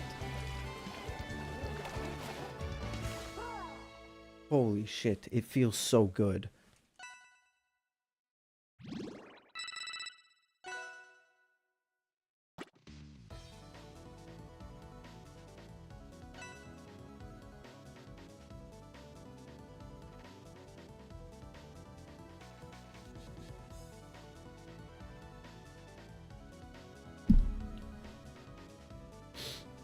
Come on, Krake.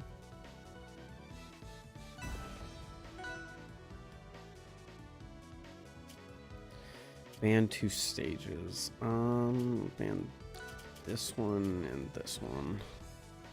He's probably gonna pick that fire one. Or the ice one.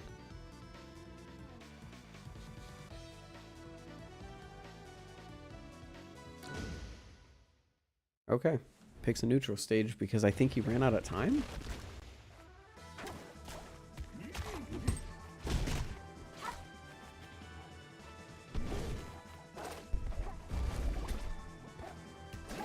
I was absolutely not about to take that. Let that opportunity get away from me.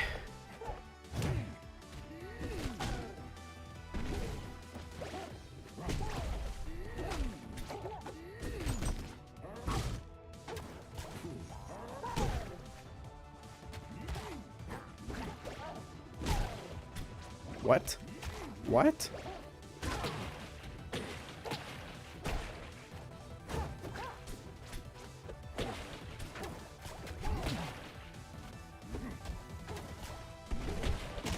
Oh, I didn't know I could land that puddle on top of that rock. That's cool.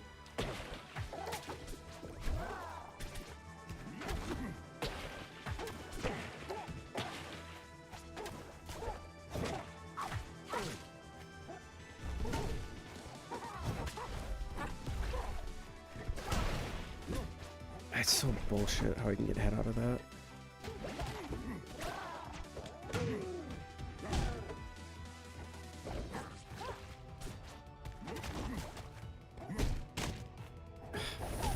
Fuck.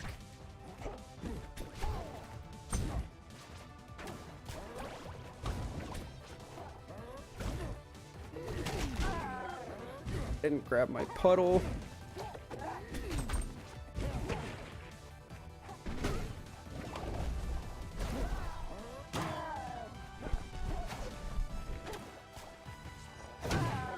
Oh shit, I'm dead. Yeah.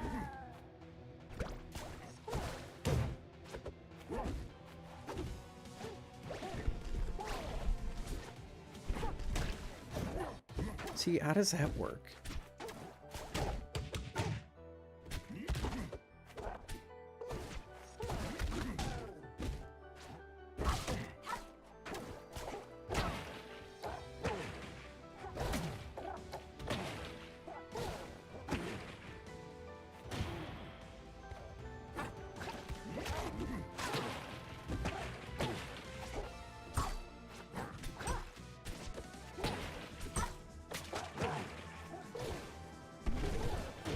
Oh my god, what was I doing? I tried to break it.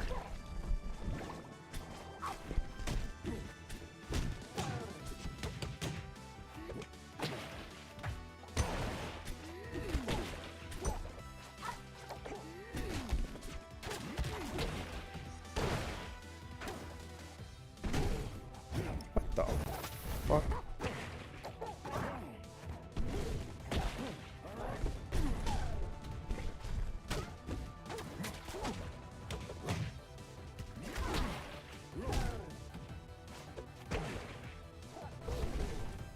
Okay, I don't have my puddle down. I need to play smart. Fuck you.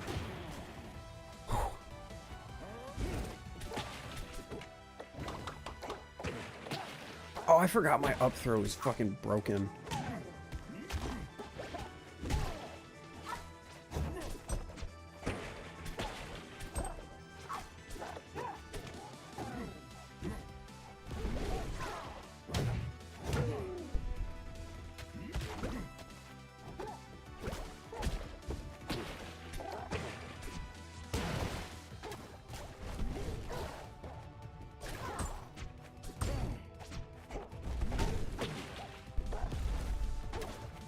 Fuck you, Krake. No.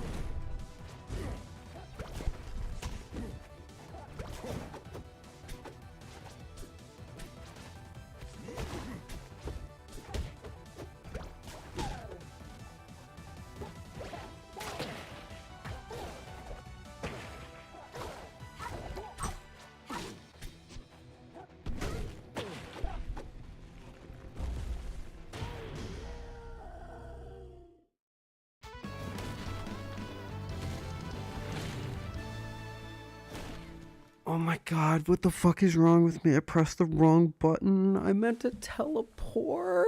He was dead. I would have actually beaten a Krake for once in my life. Oh my god, I'm actually so pissed. Fuck.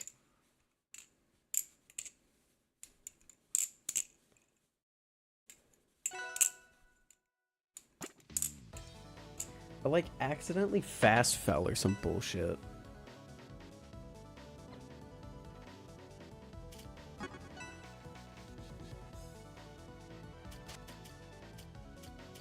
If I lose this Krake, I'm gonna be so pissed. I'm gonna be so pissed. If I win this against this Krake, I'm gonna be so happy because it'll be one of the first times that I'm ever net positive playing Rivals of Aether 2.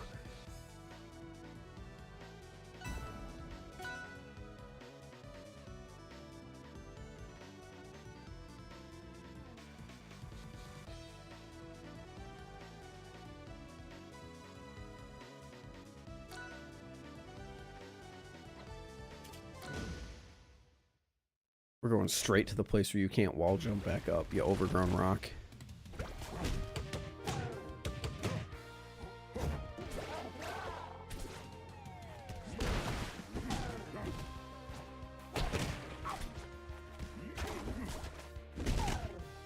Dude, I feel like I always should be able to beat him to his rock, and I never do.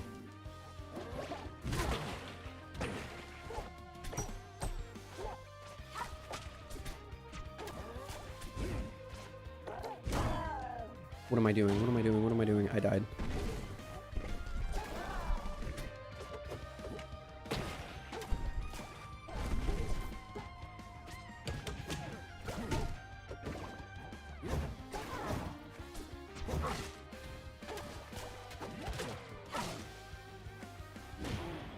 Wait, if he has the rock, does he have to throw it to be able to use any other move?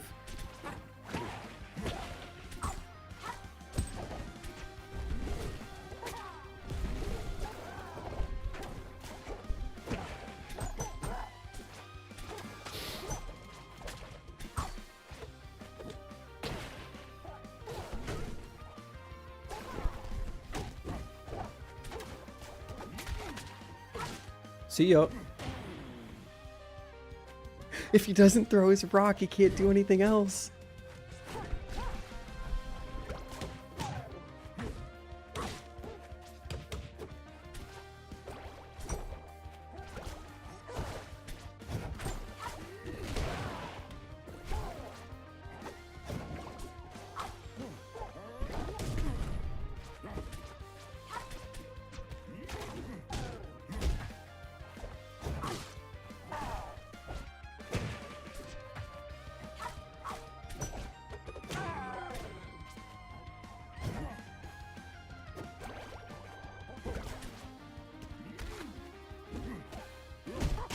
See, I feel like I should be able to just beat him to that, but I just don't.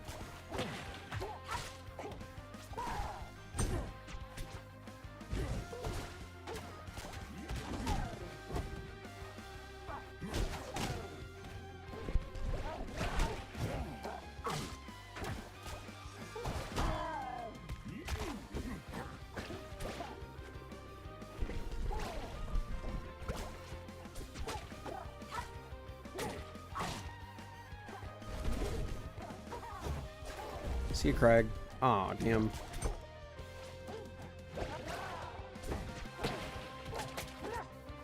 See, I can actually play on the outside of your wall because I can just teleport back.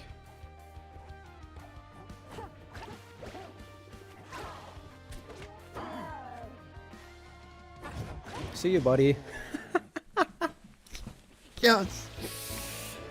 Oh, fuck you, Krake. You suck. Oh my god, I'm actually net positive for once.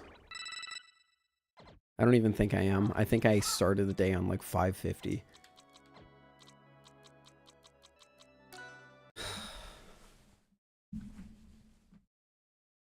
I'm never going to be able to get a greater high than beating a Krake player, though. Fuck, Krake's annoying. Alright, chat. Thanks all for watching. Appreciate it. Thanks for hanging out. Tripticon and I are saying sayonara. Peace out. Let me know what you think of the new camera angle. I'll see you in the next one. Later.